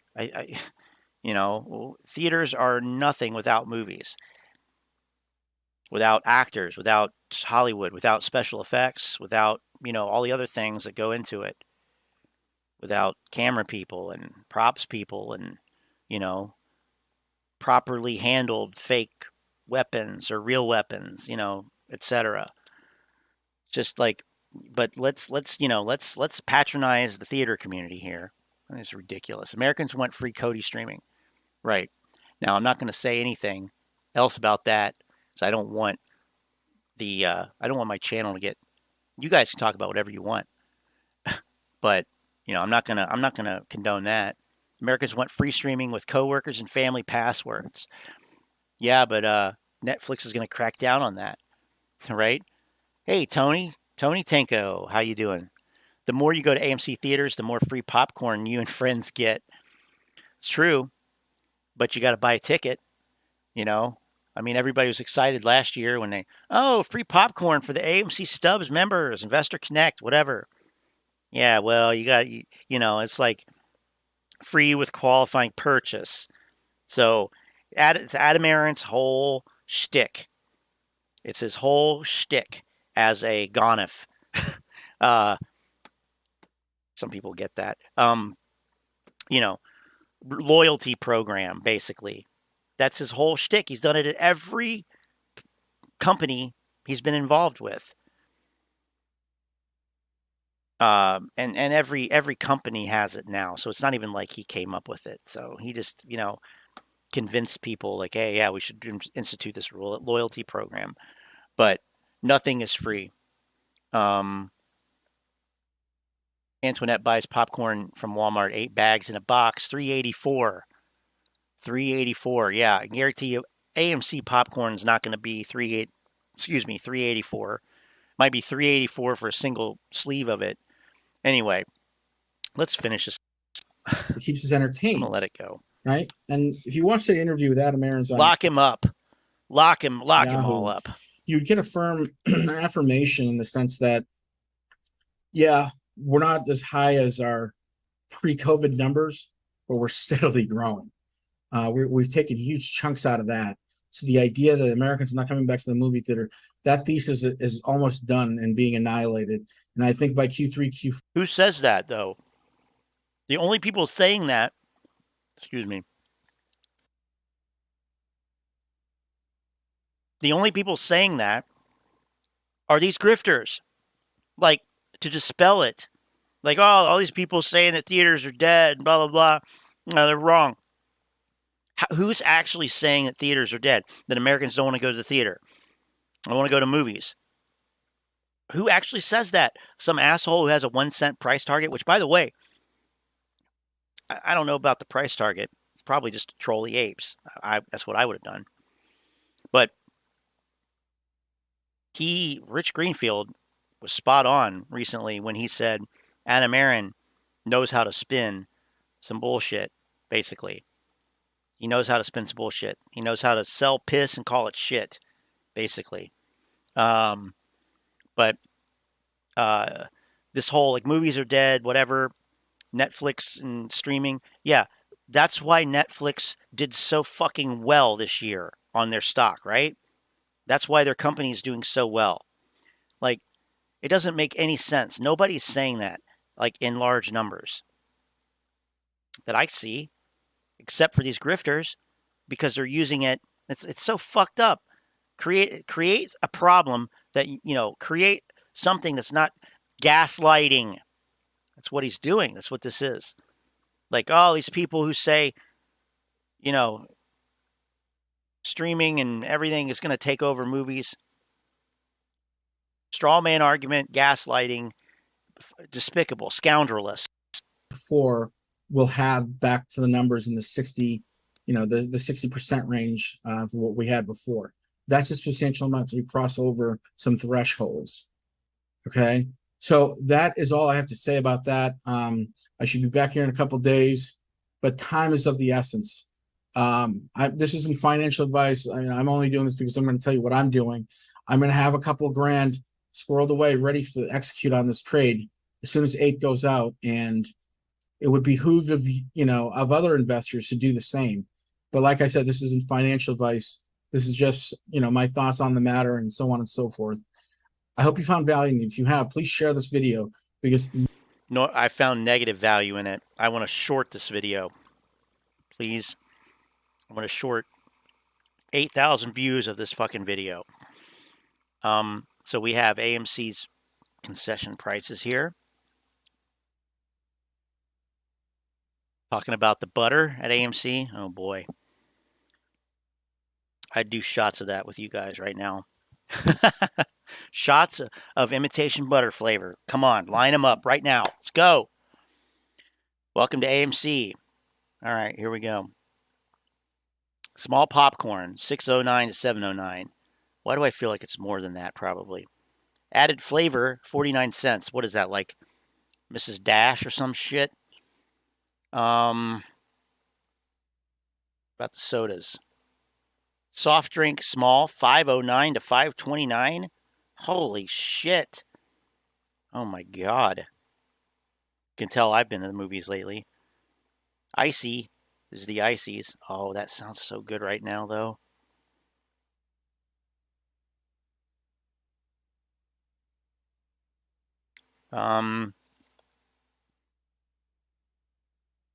Wow. Holy shit. Oh my god. Now, what about those fake chicken tenders? Is that included here with this, or doesn't say? Man, Okay. Well, now we know why their revenue's up. you know, there's the answer there. That's why the revenue's up. Interesting. Okay. So, yeah, I mean, in closing, I mean, we for this video, um, video we just watched here, let's do an experiment. I started this stream 2 hours ago. It took us 2 hours to go through an 11. We didn't even go through 11 minutes, 10 and a half minutes, 2 hours. But that's what, hey, whatever it takes, you have to break it down. I don't care how long it takes. Probably done worse. But 2 hours, it had 2 hours ago at 8:30, 8, whatever, 8:40 when we started actually. It had 604 likes. I'm going to mute this so I don't hear his goddamn voice again and refresh the page. Let's see how many likes it got in 2 hours. It's a fun experiment here.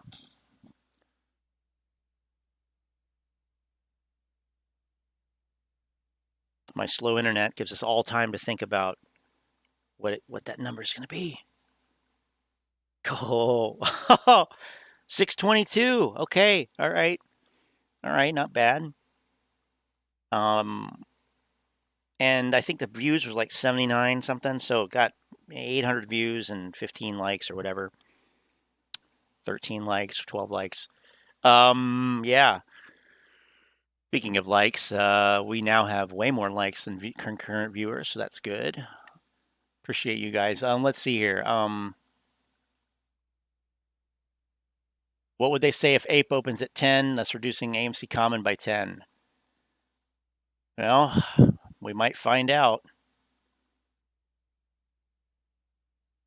It's easy to see what's wrong with this company. They're pricing out their target audience intentionally. And don't get caught bringing in your own food and beverage. See how messed up this is. 2 hours to critique the garbage he spewed out in 11 minutes. Right. It was spewed out, I think of more vulgar ways to put it, but yeah, it's basically it. That's you said it the professional way.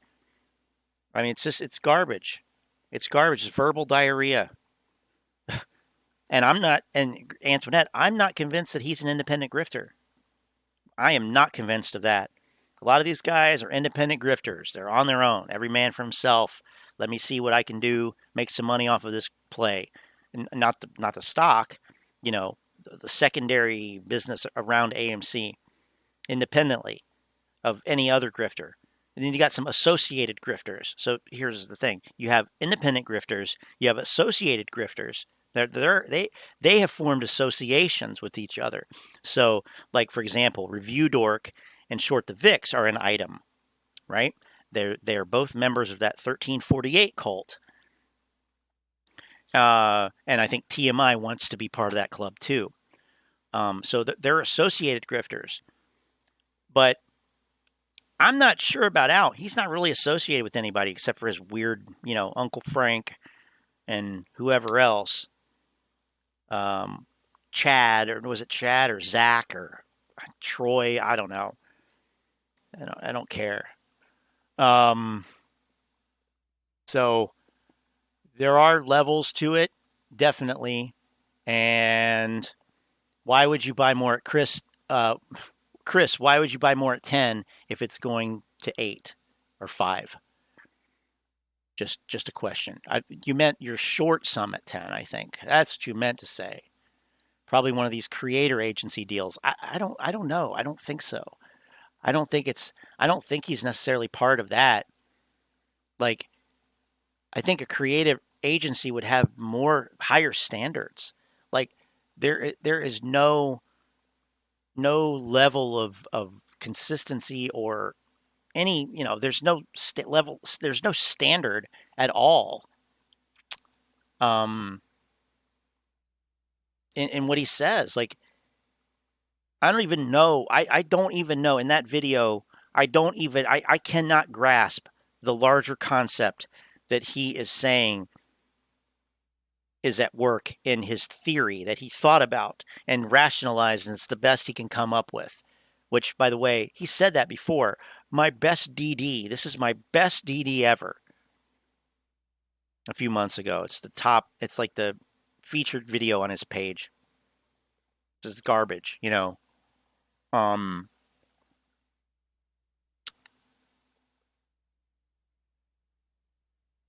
yeah, all these guys. I mean, I know that there's excitement around these pump and dumps and whatever else, but I mean,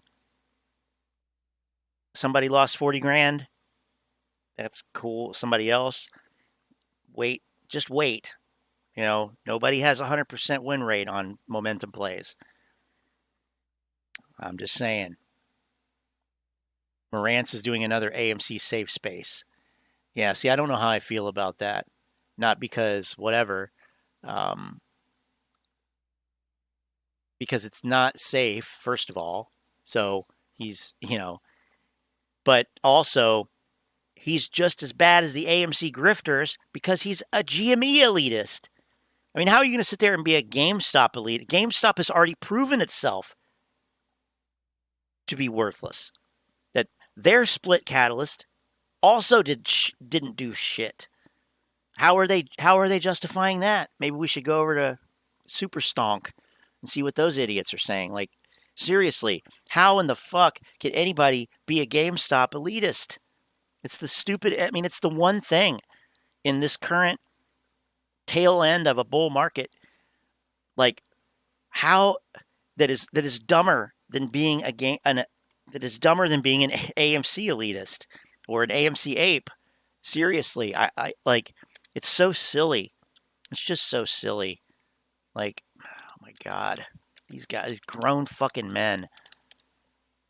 Tony DeNaro, Casey Shaw, they're like older than me, and they're I'm not commenting on relative ages, but just they're older than I am at 40. They're older than that, and these guys are like silly, acting like kids, pumping this stupid shit. Like, it makes no sense. It's indicative of the end of a bull market for sure. I mean, there's no question about that. They don't like that. Down to 4. It's okay. CEO of a $9 billion mining company bashes short sellers on CNBC. Who cares? It's literally the mainstream media. When did it become cute to listen to what the mainstream media says and take it at face value and think that they're on your side? I don't know. For me, I started seeing this stuff last year with Charles Payne. That was a red flag. That was one of the first red flags. That's like, oh, this is bullshit. Confirmed. Like, not a Matt Stoner confirmed. Like, Archbishop Tutu confirmed the MOAS. Like, no. He was a shill. He played the apes. The apes lost money because of Charles Payne. And the mainstream media, Melissa Lee. So I've known that the mainstream media was bullshit since I was like, in high school at least. Which, by the way, was before 9/11. It was before 9/11. So this nonsense about the media is, on our side, and, oh, yeah, let's listen to what CNBC has to say. It's garbage. No, I mean, maybe listen to what they have to say just so you know what they're saying. But they'll tell you why everything happens. And I'm sorry, that's not how it is. Stocks open higher on better data. Right, on better data, sure. Okay? Stocks opened higher because there were more buyers than sellers. Okay? Why? You can speculate on. But it's garbage. Like, Jim Cramer's on CNBC. I mean, he's the one clown I feel like that all these guys model their grifts after.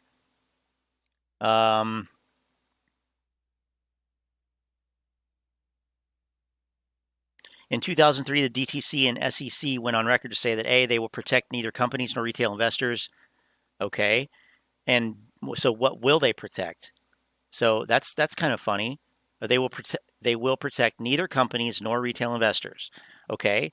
So they will not protect companies. They will not protect retail investors. What will they protect? Well, we don't know. It's irrelevant. They're not going to protect either of these things. And B, the way to protect ourselves and the companies we love is to DRS. They said that. Really. Okay. Possible DD? Nah.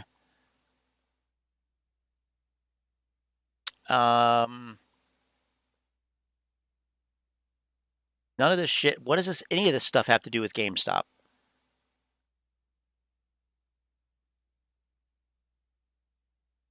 Daily reverse repo update? What does that have to do with this? I mean, one of you big smooth brains, tell me. Down to one viewer. Wow. Last week, I reported how GameStop had more FTDs over the last 10 years than 99.969% of 38,000 tickers. Oh, wow. Wow. You had a lot. You had massive buying pressure and trading on a stock with a relatively before low float. Wow. You cracked the fucking code. Like, it's childish. It's childish.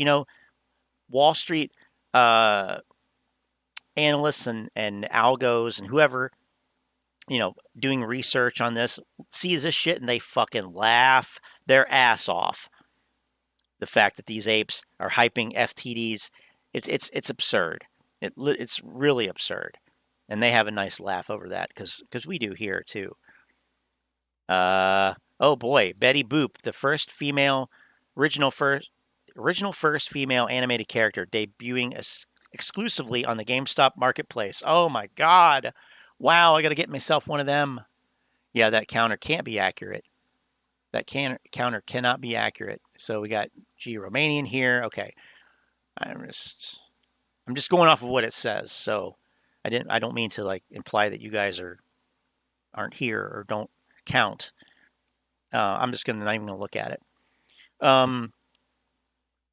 Vanguard just told me it might take 30 days to DRS due to the volume requests they received. They said 3 to 5 days last week. Is this normal? Well, they're going to say, no, it's not normal. Oh, my God. Revisited. Citadel cycle swaps and RC11 dimensional chess. Recent action hints at I was right. Oh, yes, of course you were right. Because the apes are smart as fuck, according to Scavenger, who is, also one of my least favorite narcissistic, entitled little fucking pricks. Oh my God. I kind of want to watch one of his videos now just so I can, I don't know, exercise my hatred or something. I don't know. It's stupid. He's so dumb. Clickbait title for views on AMC. Oh, wow, Rico, you're so cool. You're so fucking cool. He's another total fucking moron. Okay. Yes, I am fired up. Okay.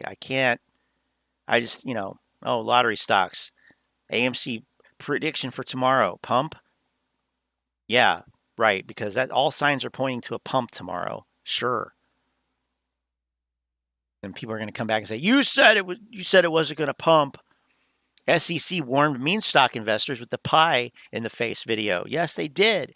So what do they care about what the SEC warns them about? When it's something that they can spin as being negative and oh, look, they're not going to. But then, yeah, it's dumb. Institutions are selling. Yep.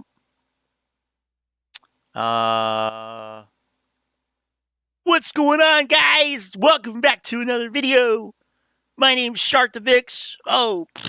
Oops. Tomorrow will be wild. Oh, I'm sure it will be. Which way? Wild which way? Huh? What's going on, guys? Welcome back to another video. So in this one, we're going to be talking a little bit about AMC, what it's looking like on the technicals right now. Now, if you've been listening and paying No, we're not. Fuck you. Nope. Not doing it.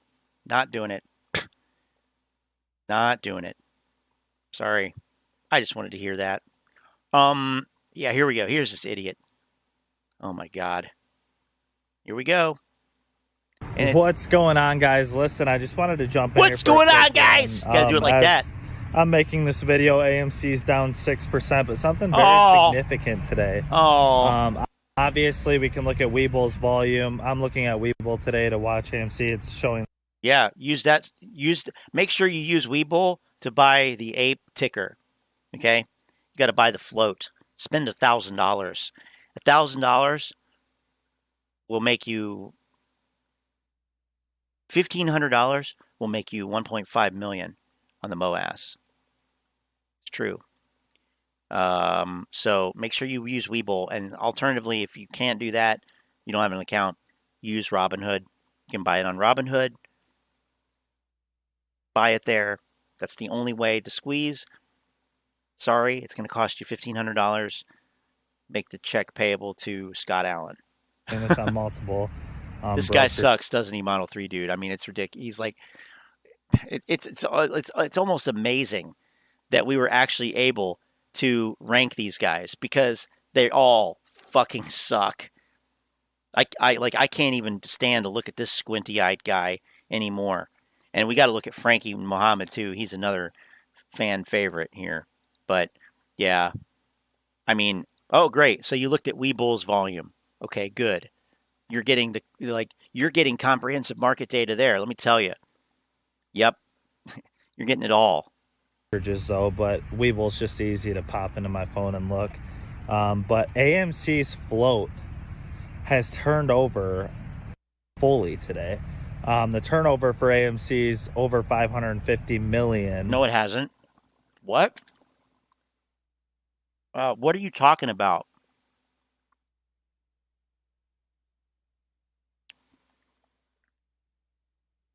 Volume 62, and that says million, not billion. And the float is 515. So, how in the fuck did you have a complete turnover? Anyone? Bueller? Fully today. The turnover for AMC's over 550 million.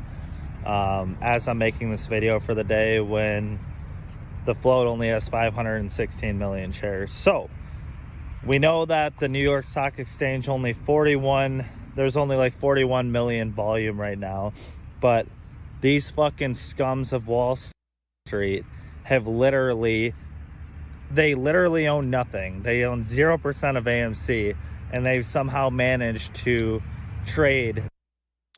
Oh, really? Wow, this guy's full of great information. Here's an example of a fellow who should not be making videos about this. Period. Like, I'm sorry, you're wrong about all of this. It's wrong. I mean, it's verifiably wrong. So why are you saying it? Well, yeah, because it's popular to say it. You make money on here. Look, he got a thanks, so he's monetized. You know, I mean, where else can you sit there and just bullshit about shit that you don't know shit about and make money? Seriously. Should not be monetized. Should not be able to be monetized. Shouldn't be giving financial advice. This is what he is giving you is financial advice. I don't care what anyone says.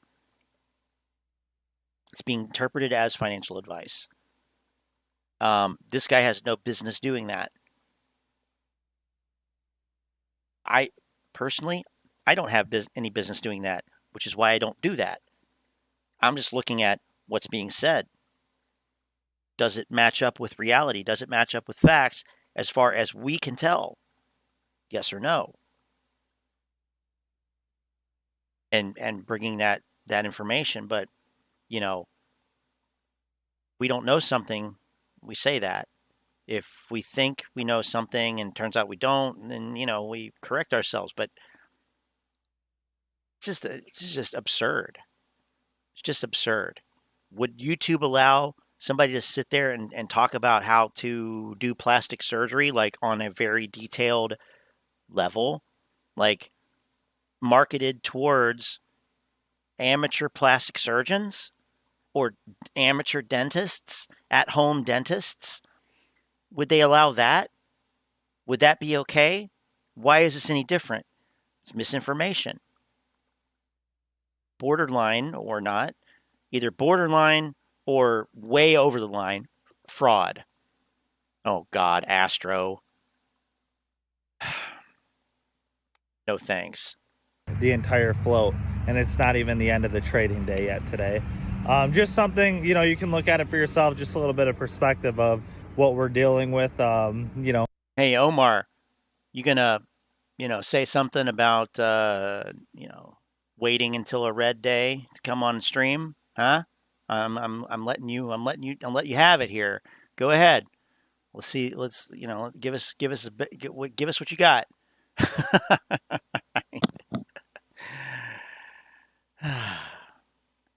Maybe synthetics for the non-believers, but this is why I'm telling you that this is a psychological play on their part, or they're trying to play a psychological, they're trying to get to us psychologically is what I'm trying to.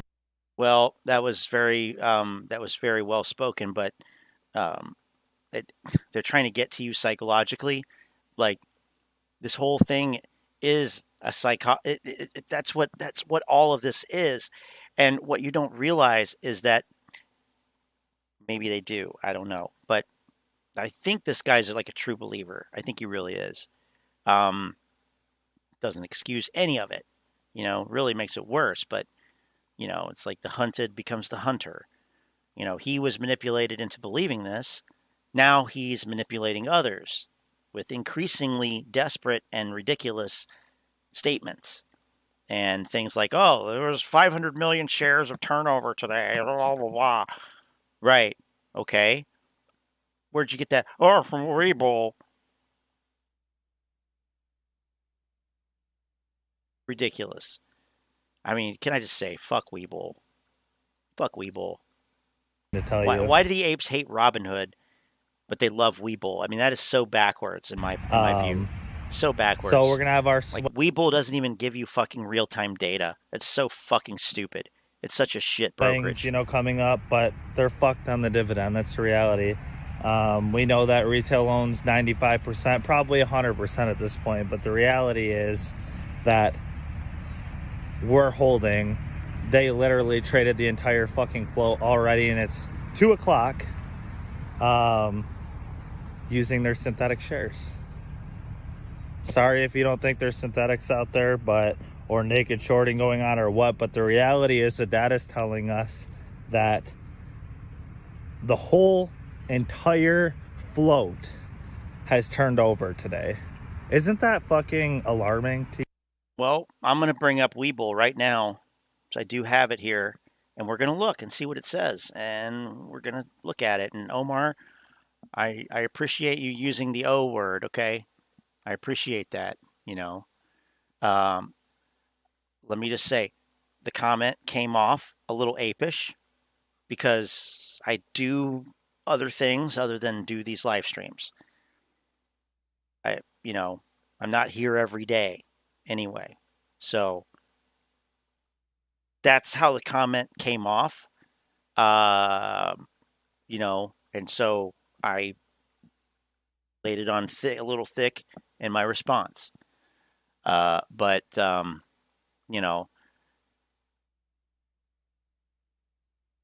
whatever. I don't take anything personally, and you shouldn't either. So, and I can be an asshole. So that's anyway. Now, also I didn't have the best day Friday. So anyway, that's as close as an apology as you get, I guess. Anyway, so I have a friend. Who lives in Peru. Who moved there to be with the mother of his kid. Yeah, I haven't talked to him in a while, but he reminds me of that. CPI tomorrow. Bad back is here. What's up, my friend?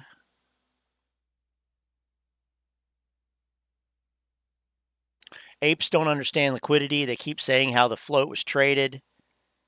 Yeah, they don't.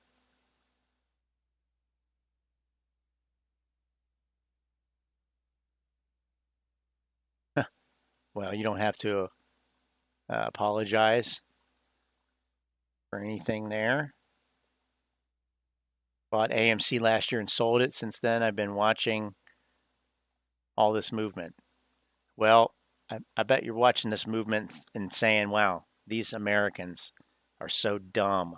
How are these Americans so dumb? Like, they'll believe anything. They'll elect anybody to office in government. They'll elect any clown. They'll believe anything that they're told. If you promise them the world, I mean, you know, I'm half kidding, but I mean, honestly, like,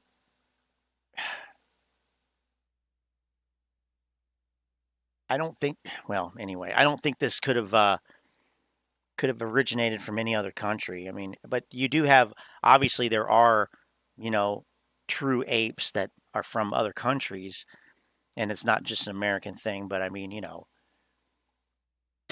you got a lot from the UK, and that's not saying too much, really. You know, no offense to anybody from the UK, but you know, they a lot of similar economic and social kind of you know, ills. Anyway, whatever. You're not here to hear me talk about generalities about countries in the world. So I'm gonna let it play here while I log into my guys, Weeble. And I mean, to the naysayers, I know I don't have to log in. Everybody in this community kind of agrees that there's some corruption going on, right? But this is why I'm so stoked for the dividend, right? The dividend is going to prove everything we've been saying, right, just by people not getting it, right? Wow. So it's exciting. But yeah, just if you guys want to look, this is just going to keep this down into a quick video. You know what? But the entire AMC float of 500. It is exciting. It is exciting. It's going to be exciting to see your face once you realize that you were wrong. It will be. It will be satisfying. It will finally be satisfying to see you accept that you fucking lost. You bought into the lie. And what's worse, you then turned around and sold the lie to other people without doing your due diligence, without understanding it. Yes, it will be. And I am excited about that. I am excited about that. These entitled fucking pricks. What a bunch of assholes. Because look, I gotta set up the window here. But just like I thought, okay? And it's not me being smart or anything. It's nothing of that. It's literally just looking at it and seeing. Let me zoom in so we can see that no, in fact, it says percent turnover 12.07. 12.07. Not 500 million shares. So no, scavenger, you're fucking wrong. Like every time. What an idiot. That's verifiable. That's what we call verifiably wrong. And 9 times out of 10, it's just that easy. It's just that easy to prove these. I mean, the fuck? I mean, how pathetic. Well, it said that earlier. It said that earlier. Yeah, well, maybe you shouldn't have fucking rushed and jumped to make a video that 5 hours later would make you look like a fool. Or go to another source and look. Verify it. Cross-verify it. I mean, I don't look at anything less than 2 or 3 sources for everything. What the fuck? Let's see. All right.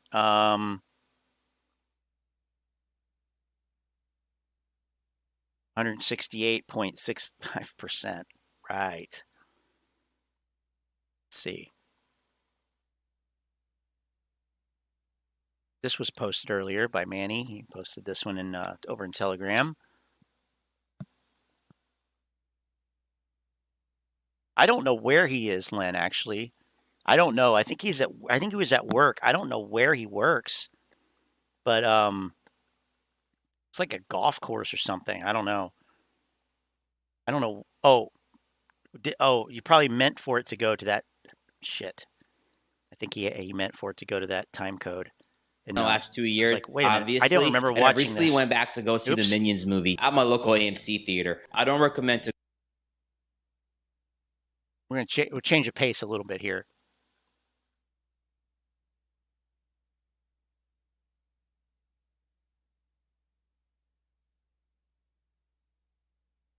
Upset. I want a refund. Matter of fact, I am so upset that I actually wrote a song, and it goes something like this. AMC paid Nicole Kidman $25 million just to play on ad right before the introduction, and I couldn't believe my eyes, cause every word that came out of her mouth was full of lies. She said that going to an AMC theater is the shit. Wow. Well, in that case, why the fuck does my chair squeak? You can't explain that shit. I'm pissed. They paid Nicole Kidman $25 million just to lie to us on the big screen. That's kinda terrifying, cause she's already worth $260 million. She didn't need to do that ad. She could have sat on her ass, literally for the rest of her life. Look at me, my name is Nicole Mary Kidman. I'm out here chasing Wow. the bag, making millions. Don't you wish that you could be like me? Don't you wish that you could sell your soul so easy? They paid Nicole Kidman $25 million just to lie to us on the big screen. That's kinda terrifying, cause she's already worth $260 million.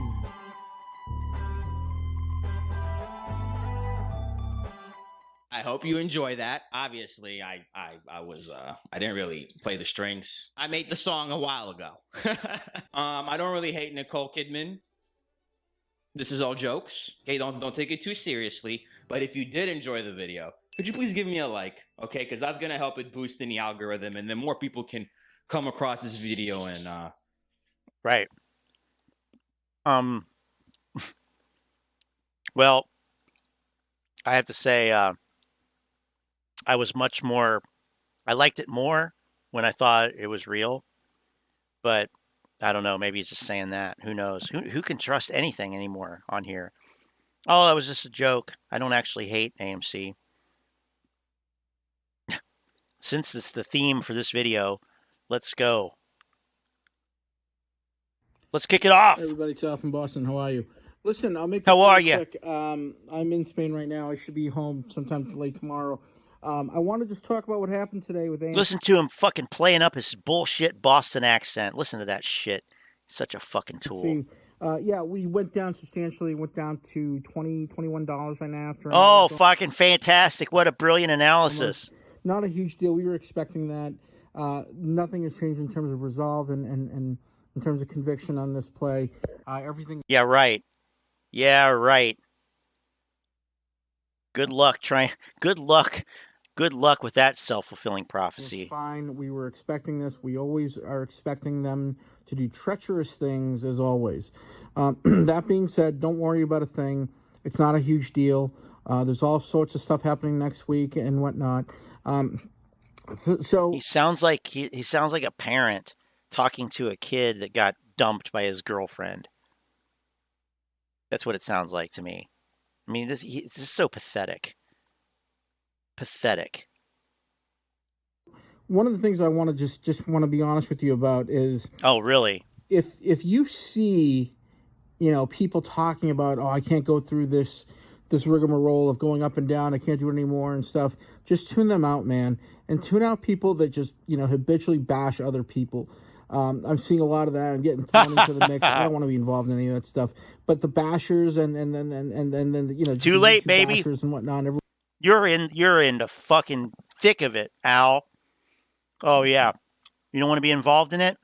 Too bad. You're involved in it now. You put out bullshit like that earlier. Yeah, no. And sit there and say, I don't want to be involved in it. Yeah, that's why you have comments off, because you're a giant pussy. Okay? You're a giant pussy. You can run your mouth all night long. You can run your mouth about this and that.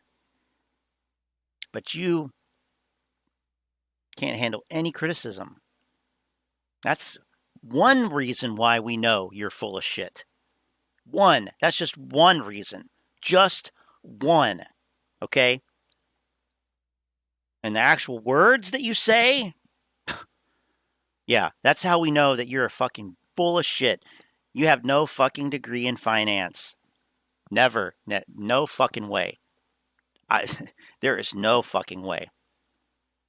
And a lawyer, going to be a finance lawyer, you should have picked something more believable than that. Should have picked something more believable than that to lie about. Try to make yourself look good. Antoinette says it might be $19 tomorrow. Maybe. But let me say this. It will never, never, never be $72 again. Never. Everyone's got something to say, and my opinion matters, and I'm valid, and all this other shit. Just tune those people out, man. Don't even worry about it. Well, that's what you say. Oh, I sat around and thought about this, and I reasoned it out, and I think it's real. I think it's the best thing. Rules for thee, not for me. Narcissist. Straight up fucking grandiose narcissist right here. So no wonder he's involved in this bullshit. But we're human. We make mistakes. Everybody makes mistakes. Not a huge deal. But when they just constantly bash on the stock, and the people that are trying. What about the people that constantly pump the stock? Oh yeah, well, those bashers. Yeah, they're bastards. Talk positive about it only all the time. That's okay. That's okay. Well, how about we actually look at the truth? Bash, pump, whatever. Why don't we actually strive for truth? I know that's a crazy, crazy fucking thing. We're in a whole other league here with this guy. But, Frankie Muhammad talks about the stock bashers too, AMC bashers. It's like, yeah. It's like, it's almost, yeah, whatever. Help people stupid. through it. Well, it's not okay. It's just bad. It's all bad. That being said, let's move on. So all kinds of stuff's happening with Robinhood. Listen, if you're dumb enough to still be in Robinhood, they will not let you trade the preferred stock. So you better get your butt out of there. Where should you go, Al? I've been waiting for you to tell us where to go. Don't say Weeble. As possible. That is a shot across our bow is what that is. Actually, it has nothing to do with you or AMC. Nothing to do with you or AMC. Just, I'm sorry, but no, it doesn't. It has nothing to do with you or AMC. That's the way it's always been for them with preferred shares.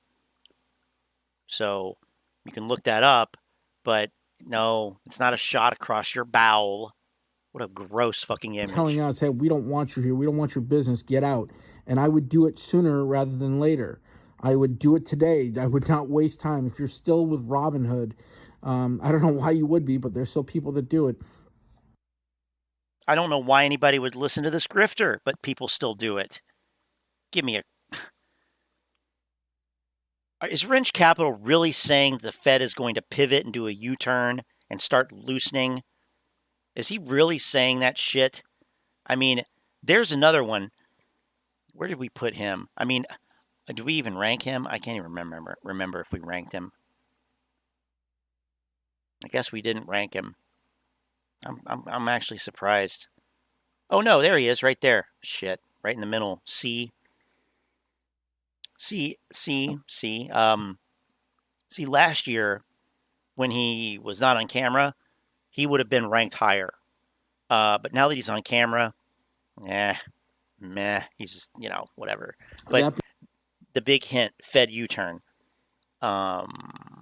He's saying that CPI is going to come out lower, so the Fed is not going to be as aggressive, which I say personally, yeah, right. Being said, the dividend is still fine. Nothing's changed on that.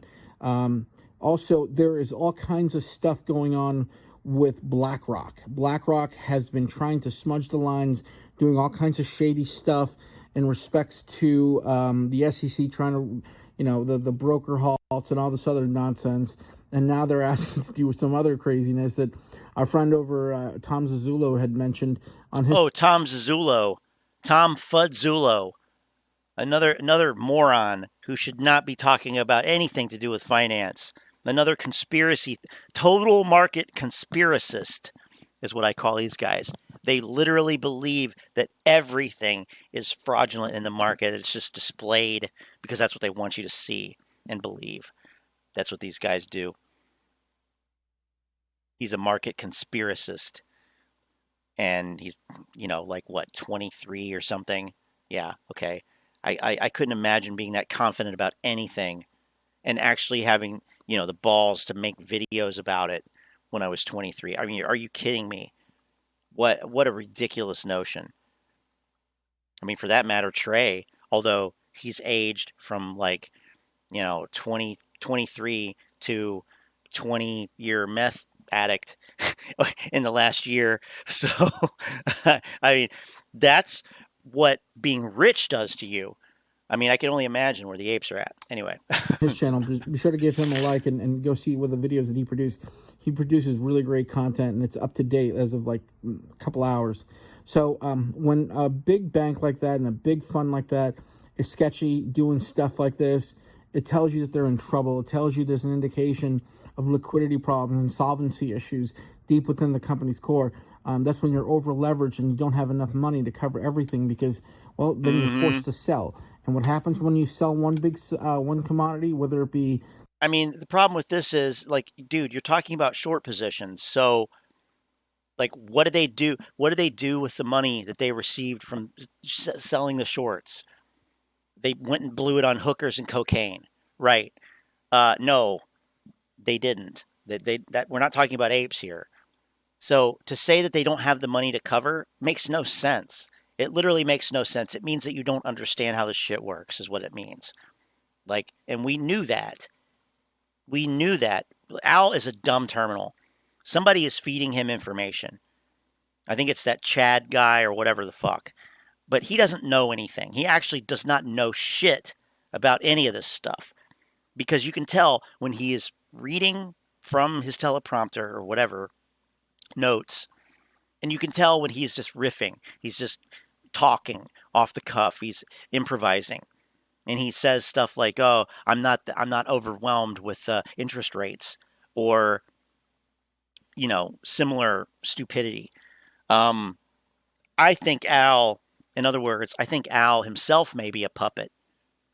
Maybe he's not the one that I'm just spitballing here, just throwing things out, but I don't know. Just throwing things out there. Let's see. A lot of us are not bashing. This is Chuck. A lot of us are not bashing. We are trying to save people from losing every dime they have. I know a couple people sold their houses took the equity and put it all into AMC. Now they live in apartments. Are you kidding me? Wow. I mean, I've heard about this. I've heard, you know, that this has happened, but I haven't heard any specific, like, I know somebody who did this, whatever. That's crazy. And, to this I say, like, I'll be honest with you. I'm not trying to save people from losing every dime they have. That's not why I'm here. I think that is something that people could take from what I'm trying to do, what we're trying to do here. And that's fine. But I try to make this clear. It's not a primary reason. It's not really a primary reason. Our beef has always been that the information about this on YouTube is so one-sided, and it's completely inappropriate that that's the way it is.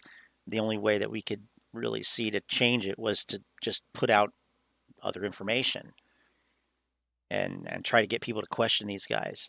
And yes, the reasonable thing to do would be to start questioning it and maybe, change the way you view it and whatnot, and maybe don't sell your house and put it into AMC.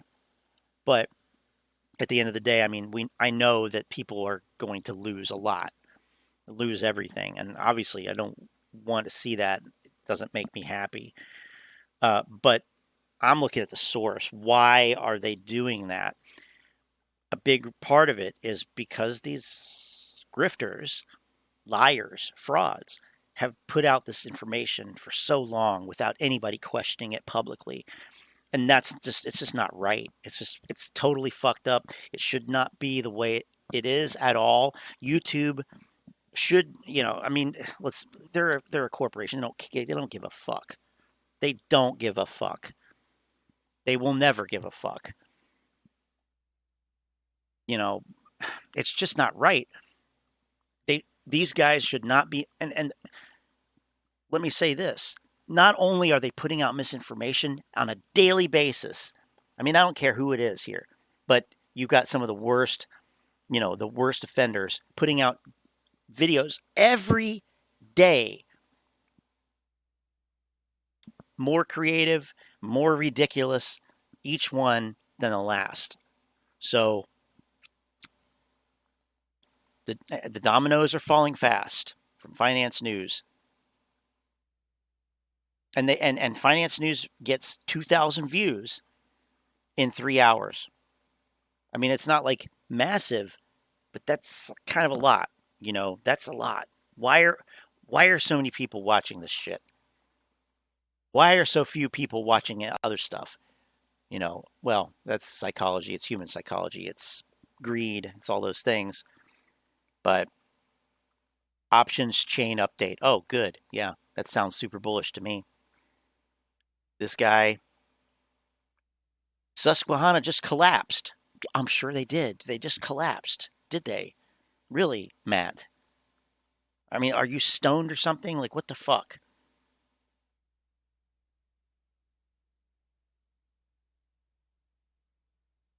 Jay Douglas.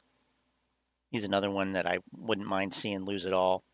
Or at least it'll be interesting to watch him when he, does realize AMC stock still looks very bullish.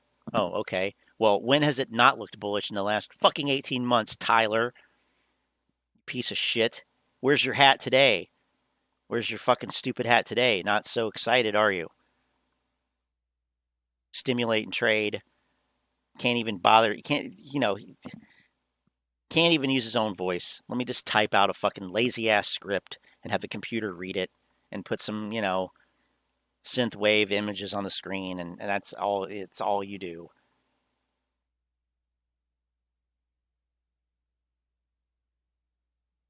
Now, Model 3 dude said that CSI ripped Al a new one.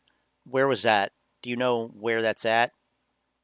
Why are the AMC shorts not freaking out yet? What are they not closing out? Continue to borrow and short.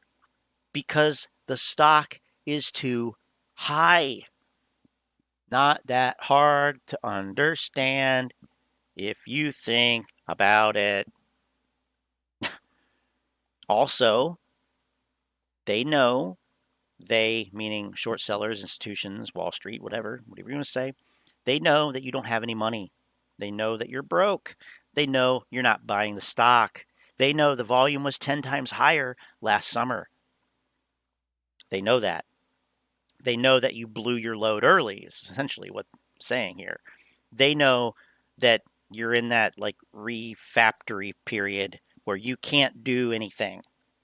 You might want to, but you can't, if you catch what I'm saying. So, like, why are shorts not freaking out?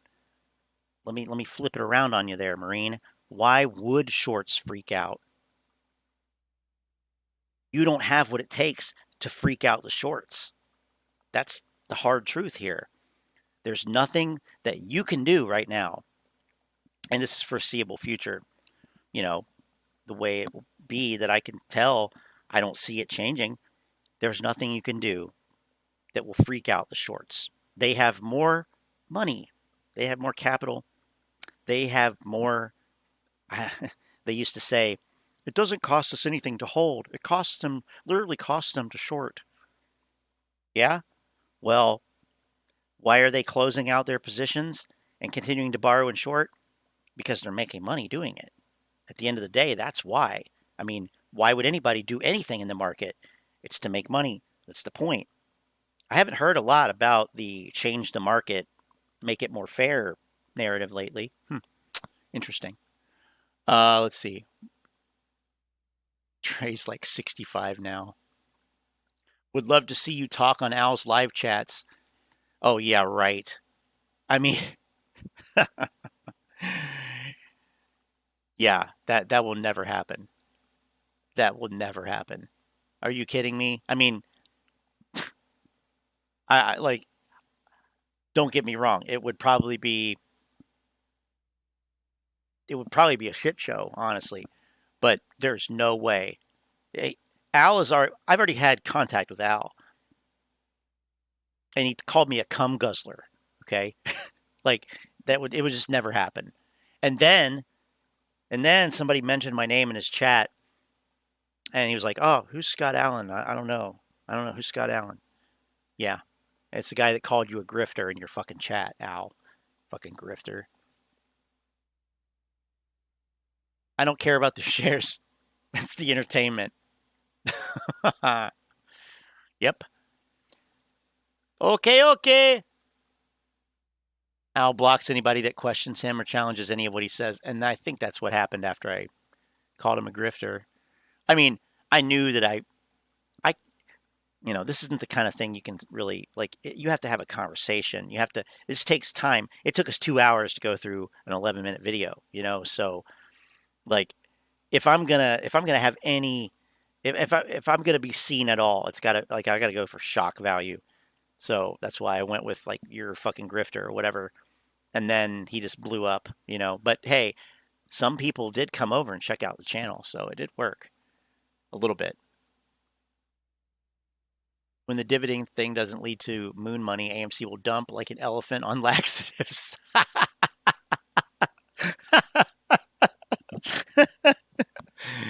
Oh, shit. Yeah. This channel is for the grifters. Right. And I know that, I don't know this, but I'm pretty sure that, the grifters aren't watching. They don't care. They're too busy counting their money. But it's to call out the grifters. Like, it's to try to chip away at their monopoly on this information. Their monopoly on, like, trying to inform retail investors, which they totally don't. They misinform. But yeah, it's never been about the apes. Because, look, I know that these apes are a bunch of, like, narcissistic type A type personalities, which in some way makes them kind of like it's kind of it disadvantages them because they're used to being in control of things. Like they're they want to be all type A and macho and oh Ken Griffin's going to jail. If they don't take him to jail, we'll take him ourselves. Okay, yeah, right. Okay, just shut up. Okay, shut up, proud boy. You sound like a fucking proud boy when you say that shit. Scavenger said that. But that's not how this shit works. Like, we live in a society, contrary to what these proud boys think. Like, you're not just going to take people to jail, okay? Like, that's what separates us from the fucking apes. Like, literally, that's what separates us from lower forms of life is, like, being civilized and all that kind of stuff. Rule-based society. So, like, what are you talking about? Like, I don't know. Whatever. I forgot where I was even going with that, but it's just so ridiculous. It just makes me forget. AMC, no fear. Where's Trey? I want to see Trey. And then I'm going to go to bed. Oh, but Model 3 dude said that CSI was calling out what's his name? I want to see that. Al. CSI was calling out Al.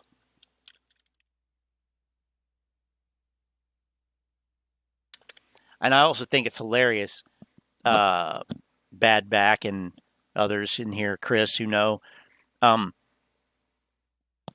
The amount of attention that we've given to KC Shaw, it's not even worth it, too. Right? Like, I don't even know if we've ever watched anything that he's done. I saw that he was on a live stream with Tony DeNaro the other day. But, some of these guys, some of these grifters, it's just not worth my time. Not worth our time. It's, if you're going to just pull the narrative, it's the ones that push the narrative in the new ways, new and exciting molds. Those are the ones that, and that's why we haven't looked at Common Sense Investor, CSI, that much. Although recently, though, he's been calling out. But now he's saying that the squeeze is our destiny. Where's the video, Model 3 dude? Which one? Oh, God.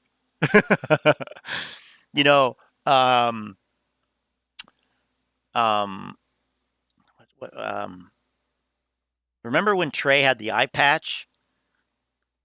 God. Oh, Trey. I know Manny's going to say when OD.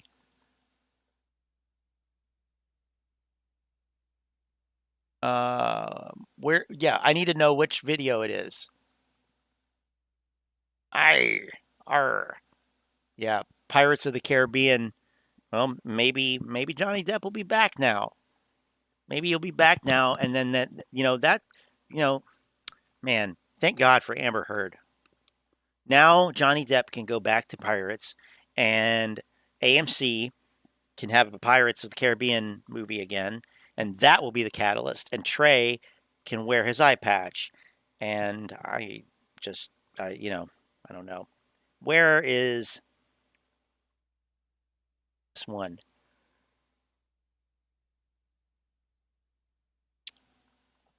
Model 3 dude. I'm asking you.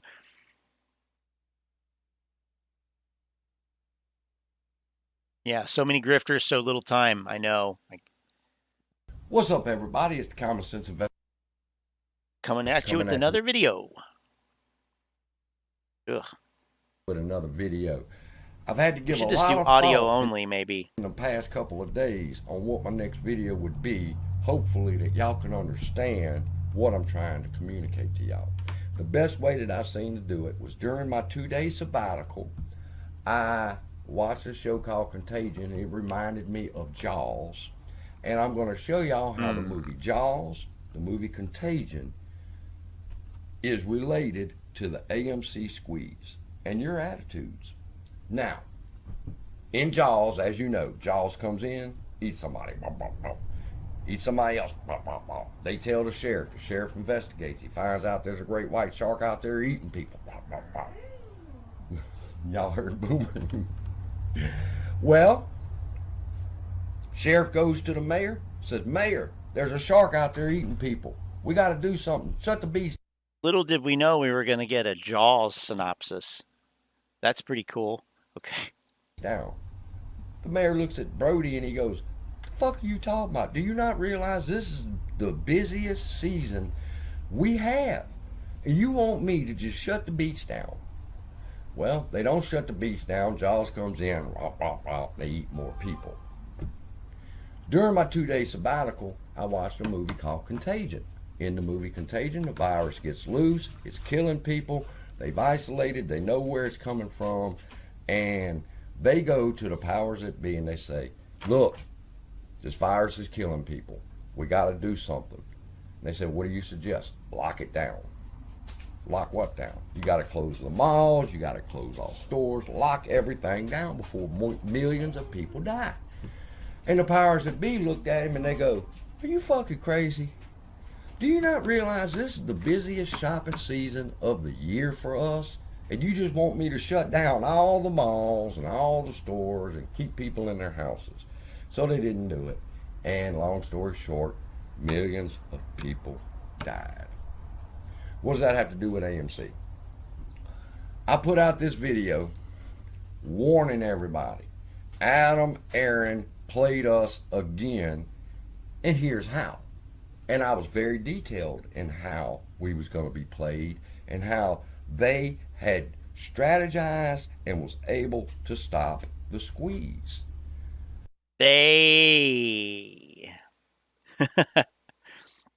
Oh shit, 360. No wonder it looks so round. Bad.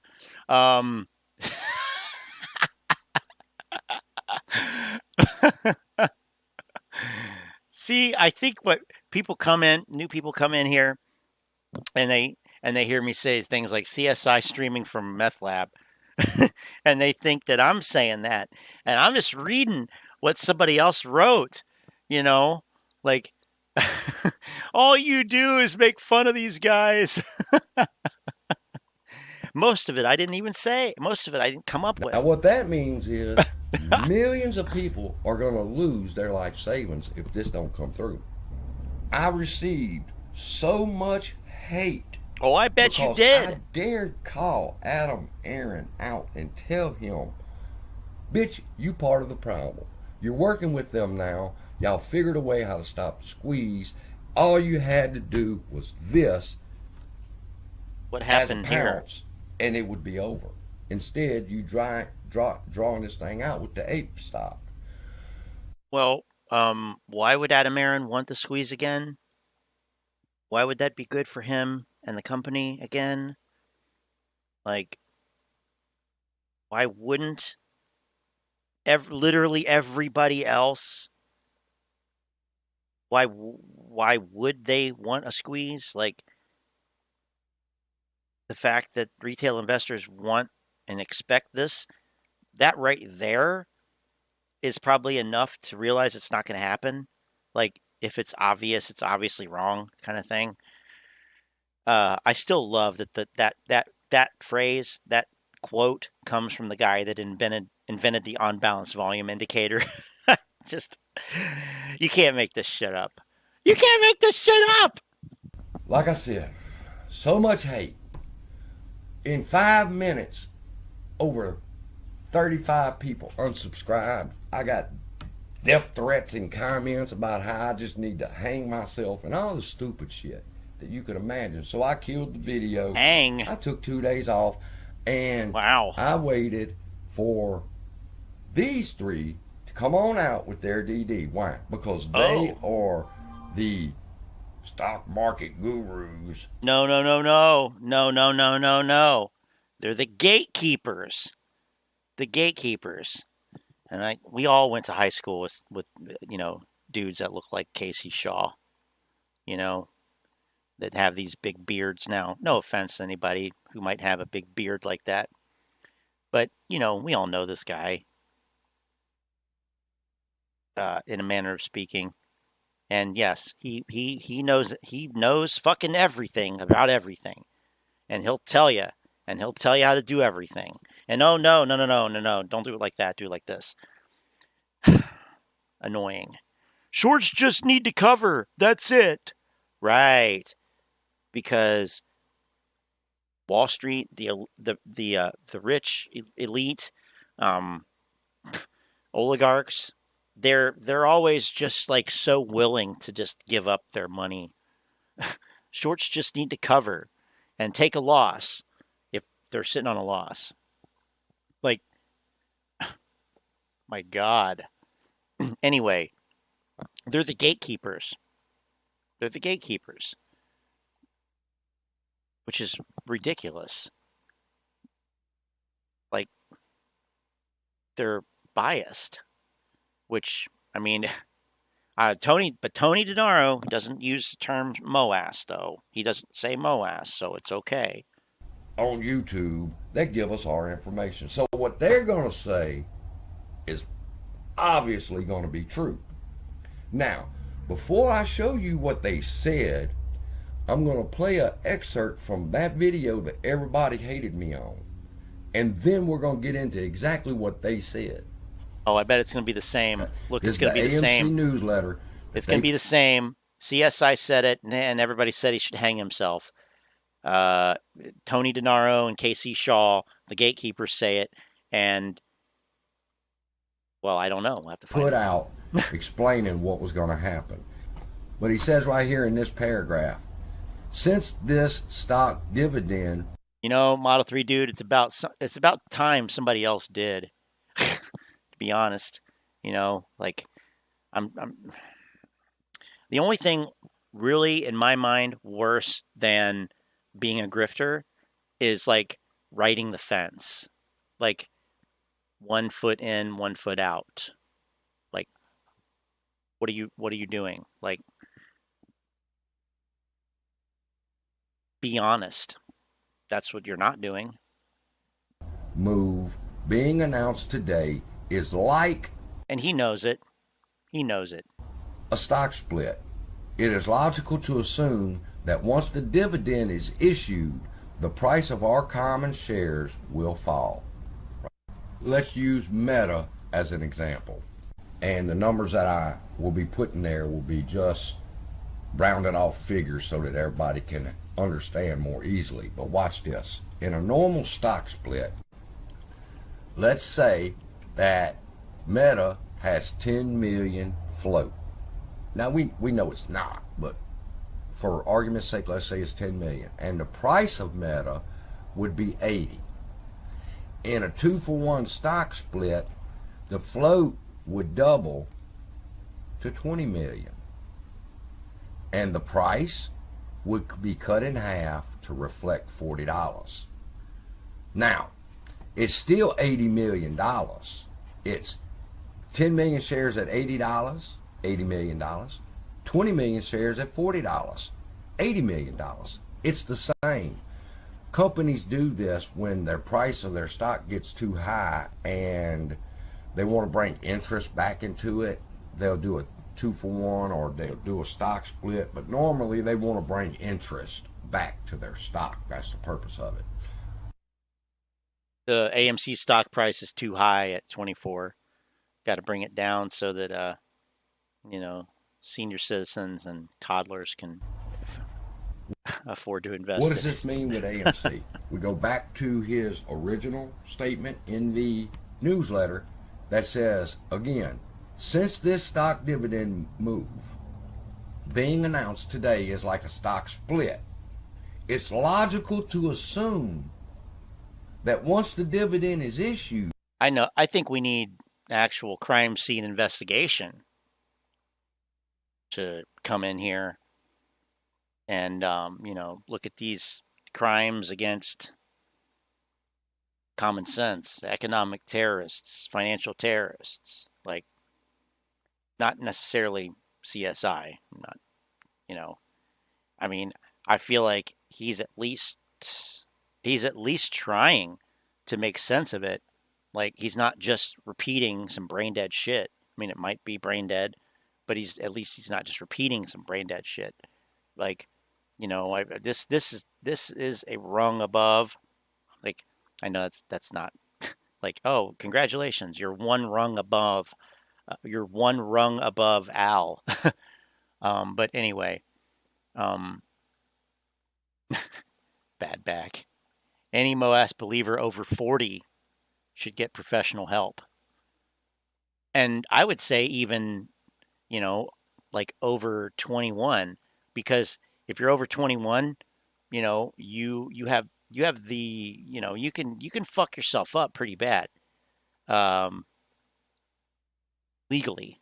So I think, really what's going to come out of this whole thing, it should be like increased mental health services for people if they need it.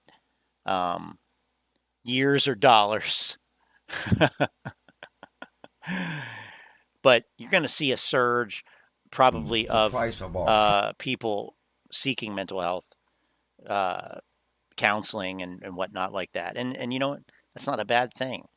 A lot of these people probably should have been in counseling before this for various reasons. Let's be honest. So, hey, if it took a failed MOAS for them to get the help they need, can we really be that, upset? Can it really be that bad of a thing? I don't know. I say common shares will follow. Okay. The next sentence. Vitally, however, as an investor, you and me would not own only a single share. You would own instead a share of AMC and an ape.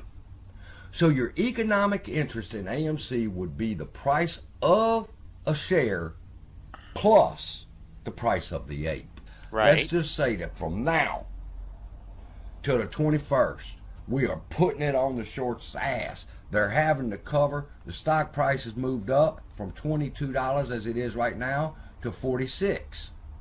Oh, that's wishful thinking. That would mean that 516 million shares of AMC at $46 equals $23,736,000,000. Everybody's okay with that. But now watch what they're doing, what they're actually doing. Add in the ape.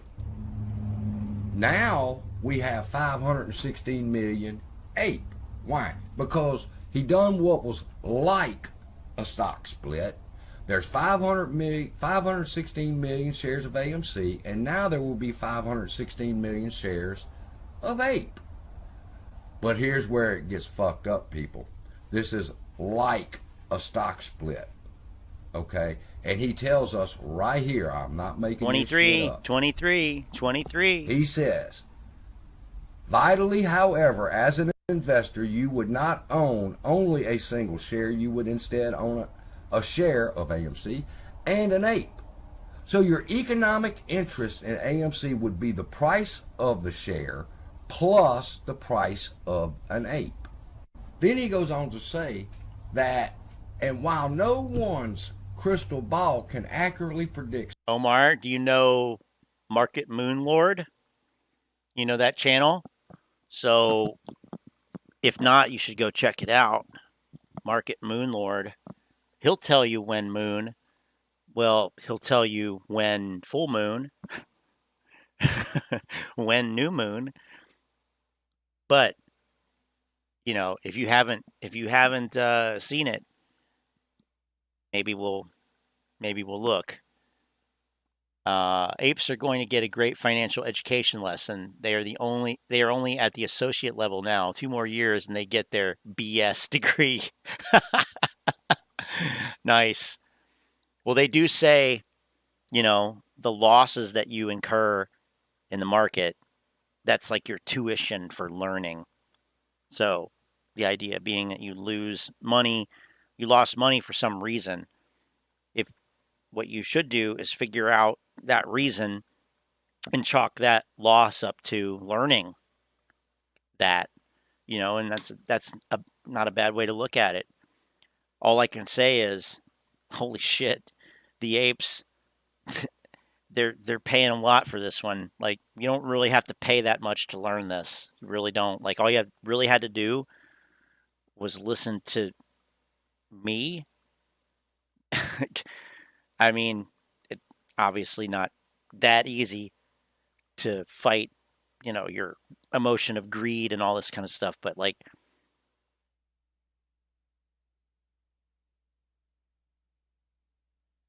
yeah, I mean, that is an expensive lesson. Holy shit.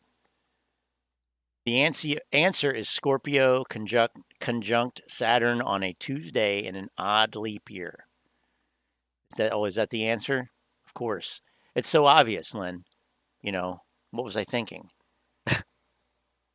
Stock market swings and volatility stop. Yeah, we can. We got them banged up. They in the corner. They taking blows to the fucking body, people. We are working them. This is it. We are there. But everybody's concerned about stock dilution and what will the price of ape be when it comes out. Will it be 1 cent? It's impossible.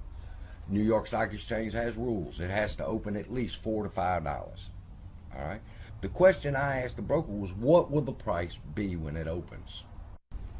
Then I let everybody hear the conversation that I had with the broker, where he explained, yes, if it's like a stock split, at that point AMC was at 22, so therefore AMC will go to 11, and ape would be worth 11. And I said, okay, it's what I thought. They're not trying to do a stock dilution, they're doing a price dilution. Remember what I told y'all, one of the reasons why you offer a stock split is to lower the price. So what they're hoping for and what they're planning on is, once this thing starts running, if it gets to 100, your price is going to be cut in half to 50, and your momentum's going to stop. Why? Because now you got to focus on 2 stocks. But everybody hated me. Everybody wanted me to go kill myself. And I'm simply trying to point out that what's going on here, people, is price dilution. Let's clear up one thing. It's not a stock. So you're not going to be buying and selling this thing. I don't think we know what the price of it is going to be. It might be literally a cut in half. But the thing that I've been thinking about lately is that these 8 preferred equity units, so the the PE of ape, not the PE ratio, but preferred equity units, they're not shares yet. They're not shares yet, and there's no guarantee that they will ever be shares, as far as I can tell. They are potentially convertible into shares, pending approval, at some later time. So we were talking about this also in Telegram earlier. Why would the market price them? Why would the market reprice AMC and this other ticker? Why would the market reprice it as if they were already converted to shares? That doesn't seem to make sense to me. It could just be that I don't understand it. Whatever. There's just myriad reasons why I could be wrong, but at least right now, that's a possibility in my head. It will be priced lower because there's a possibility that it could become shares, but there's also possibility that it wouldn't. I don't know. I'm just throwing that out there. No, Lou, they're not an IOU, okay? I mean, I guess kind of, you look at it that way, but preferred shares are kind of like a combination of stock they're kind of a combination of a stock and a bond, in a sense, a convertible bond. So the company is able to raise money, selling debt essentially, right? And it's convertible into stock.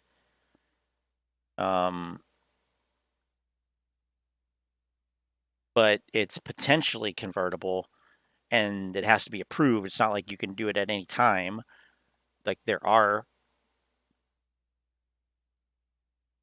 securities that can be, but this particular way they've set it up,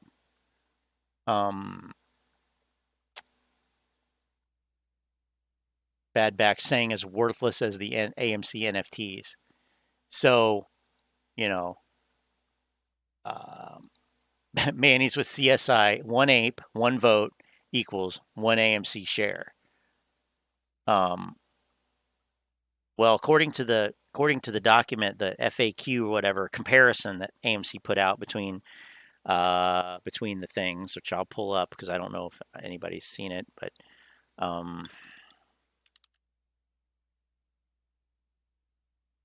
the ape units, they have 1 voting right as well, so that would mean that you'd have 2 voting rights, right? Well, but I don't think, I mean, and that could be the case, but why? But I still ask that question. Why would it be priced as if it were already converted to a share? It has the possibility of being converted to share. It's an option. It's not like a, an option, like a call option or put option, but there's the possibility, there's the potential, there you go, potential for it. Comparison between preferred equity units and common stock.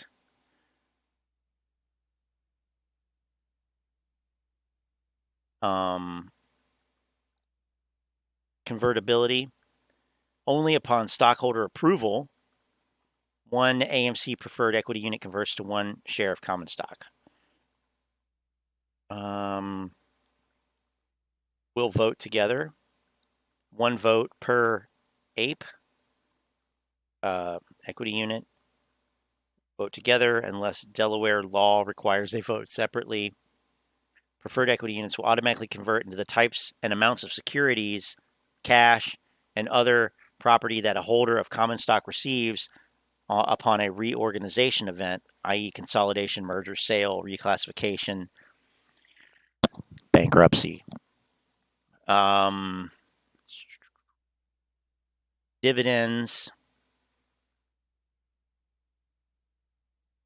So they get some of those rights. But nonetheless, it's not traded. It's not really tradable the same way common stock is. So, I mean, it is tradable, but it's not, you know what I mean? It's not the same thing. Doesn't matter how AMC call them. AMC company equals all Class A plus all ape. Yeah, that's true. But if you can't buy these, if there's nowhere you can buy them, then I would think that there's probably not going to be much market for them. So they'll be listed on the stock exchange and they will be quote unquote tradable. I don't think they're going to be trading that much. I don't know. I could be wrong. I mean, you can trade them in Fidelity. Yeah, but the apes don't like Fidelity now. Last year they liked Fidelity, now they don't. Just call the tickers Junk 1 and Junk 2. So yeah, you can trade them in Fidelity. That doesn't surprise me. And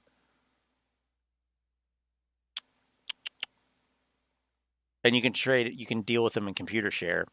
So, I mean, maybe maybe they trade for the same price. Maybe the ape unit trades, at a slightly, maybe the actual shares trade at a slight premium. I don't know, but if they don't trade exactly equally, I wouldn't be surprised. With this deal, AA gets to use money from paid by AMC Common to pay bills. So Al says that if apes buy $1,000 worth of ape units, that AMC will be able to pay off its debt by the end of the quarter. Just bringing that back. Speaking of paying bills. So just keep that in mind.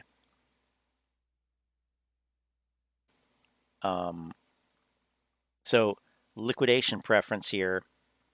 The right of a holder of common stock to receive a recovery would be subordinate to the rights of the AMC preferred equity units. Great.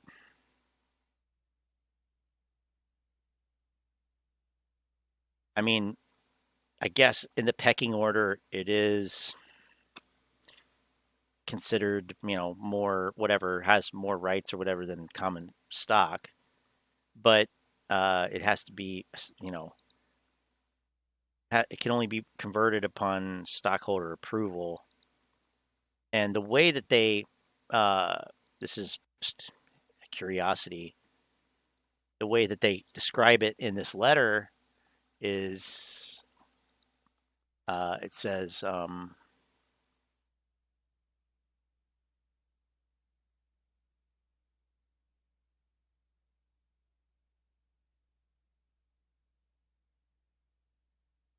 see.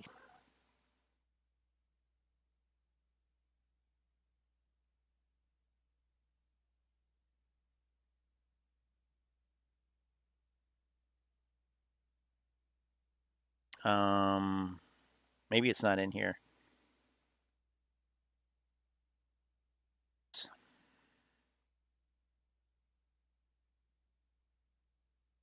Anyway, I think it's this announcement. So there's also the 8K form.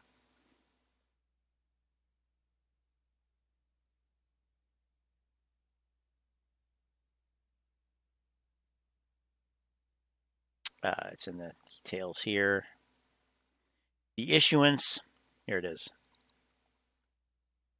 The issuance of AMC preferred equity units is made possible by the authorization approved by shareholders to issue AMC preferred equity in 2013. Each AMC preferred equity unit is a depositary share and represents an interest in 1/100th of a share of the company's Series A convertible participating preferred stock, or the preferred stock. So the APE unit is 1/100th of a share of preferred stock. Each share of preferred stock is in turn potentially convertible into 100 shares of common stock. So in other words, one APE unit convertible to one share of common stock. Let's see.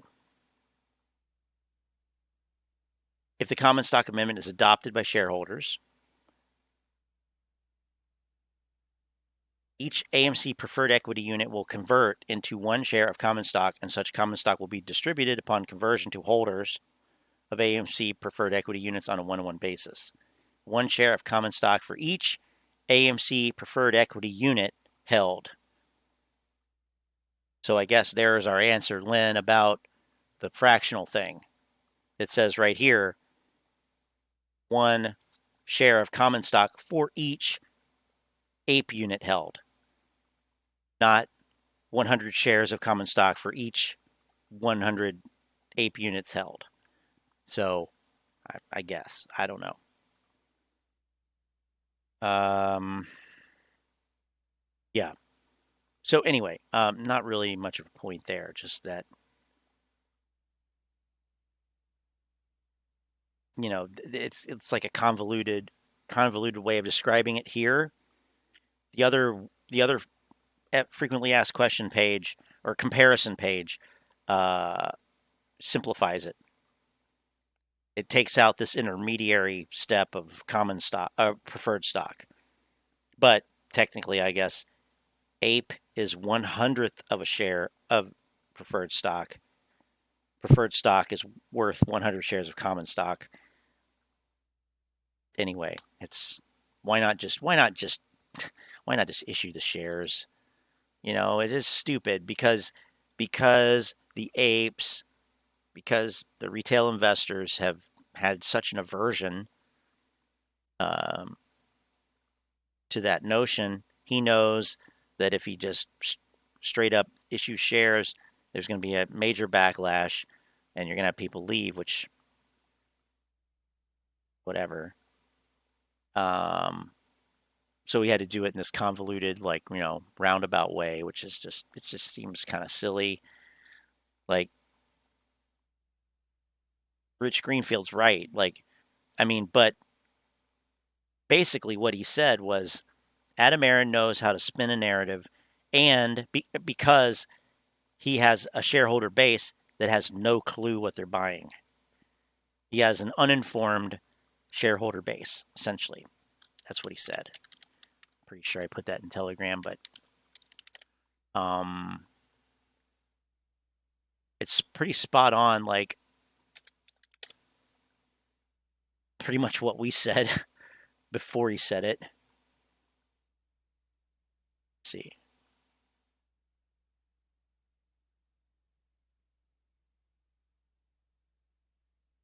Come on now. He's trying to give me hints here. Say, you're running a little long there, Scotty. Chestnut Post. I think analyst accuses AMC CEO of spinning reality with ape shares.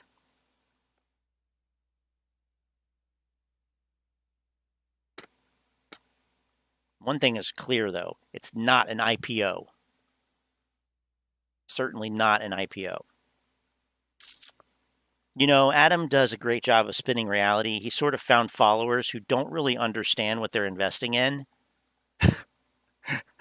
I think that's the really scary part, because what these new ape shares essentially allow them to do is dramatically dilute shareholders on a recurring basis.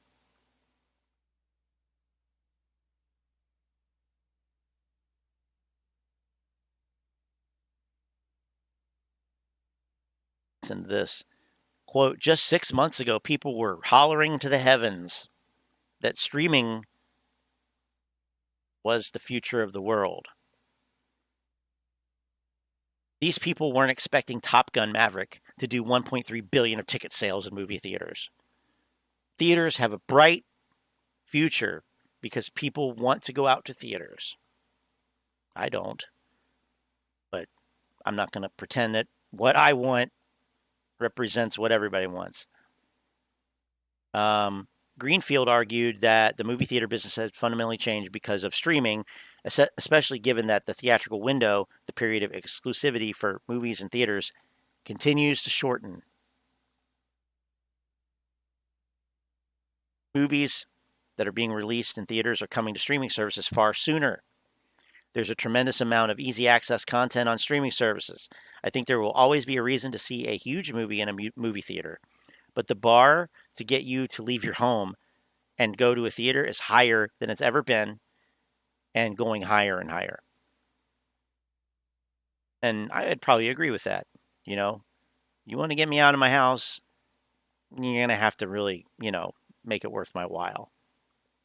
And, you know, there's a huge disconnect between reality and where AMC is trading today.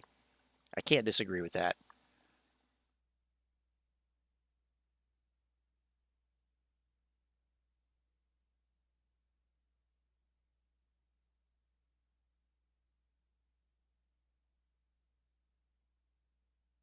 It's really convoluted and made to confound, so no one is really certain of what they get. Right. That's right. I think that's I think that's accurate. Or we're just, you know, we're just dim-witted. But if we feel get down, get off there. Cat got on the table. If we feel, you know, like if I feel dim-witted about it, then I can only imagine like what these smart as fuck apes, which that's Scavenger's words, not mine. You know, the apes aren't worried because we're smart as fuck. Like, okay, all right, bro. You just continue thinking that. Even brokerages, right? Even brokerages are unsure of what's happening. That's right, they are, and they've got, you know, they've said different things and gotten it wrong. Remember CPI and CPI core tomorrow? That's true. That's true. Okay, let's see what. Finish this out here. Wait, which one? Play them both at the same time. Okay. Equities or whatnot, everything else cascades, right? And you start seeing They would reverberations have in to all cover. other places Fuck the elsewhere. apes, set the ape Now off to they the don't side. want to do that, but it AMC looks like is they're now being at forced 11. to. I just don't know So how they it's all can going to come cover out. it Also, there's some new If the stuff stock coming. All right, guys, I'm getting out of here. It's midnight. Thanks for checking out my Owl is a Shill stream. Be sure to check out my other videos and streams. Like the video, subscribe, join my Telegram chat, you know, all that good stuff. Share the video with an ape that needs to hear the message of objectivity, whatever. And be sure to come back. I know a lot of you will be, I'm sure, but, you know, Lynn, Chris, Model 3 Dude, Antoinette, everybody that's here, Omar, Manuel, et cetera, thank you guys. I appreciate it. You make it a pleasant experience to deal with this bullshit, you know, I have to say. So anyway, catch you guys later. And here's the treat going out. This is, I mean, you know, look, here it is.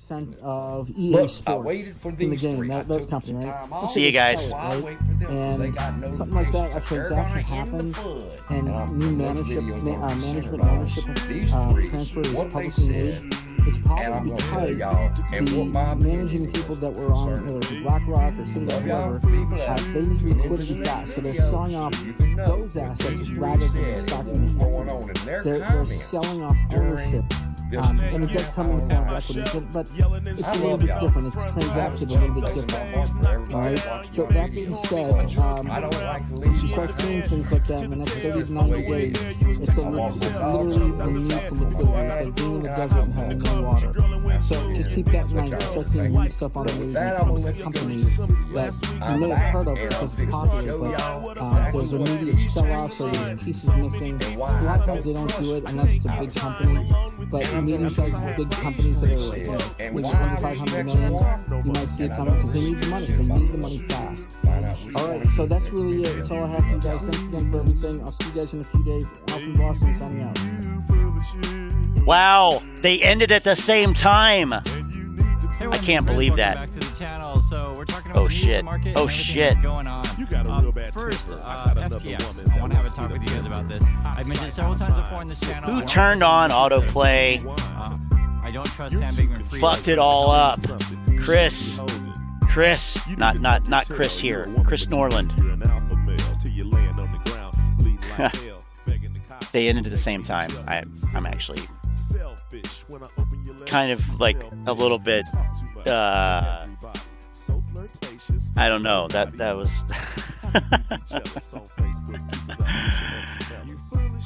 I'm gonna make a mashup of like the top. Let's see. I don't know. Of these guys, like all of them at once. You know, like that Sinclair broadcasting weird thing where they all say the same thing. Well, these guys won't be saying the same thing, but they'll be saying the same thing. So, go check out Chris Norland. I know most of you people here know. Wow, look at that! It auto played to the same video. This is one tab. This is another tab. Mouth open, mouth closed. That's weird. Anyway, exhausting. Yes, that's it. Anyway, speaking of exhausting, I got to get up for work in about 6 hours, so I will see you guys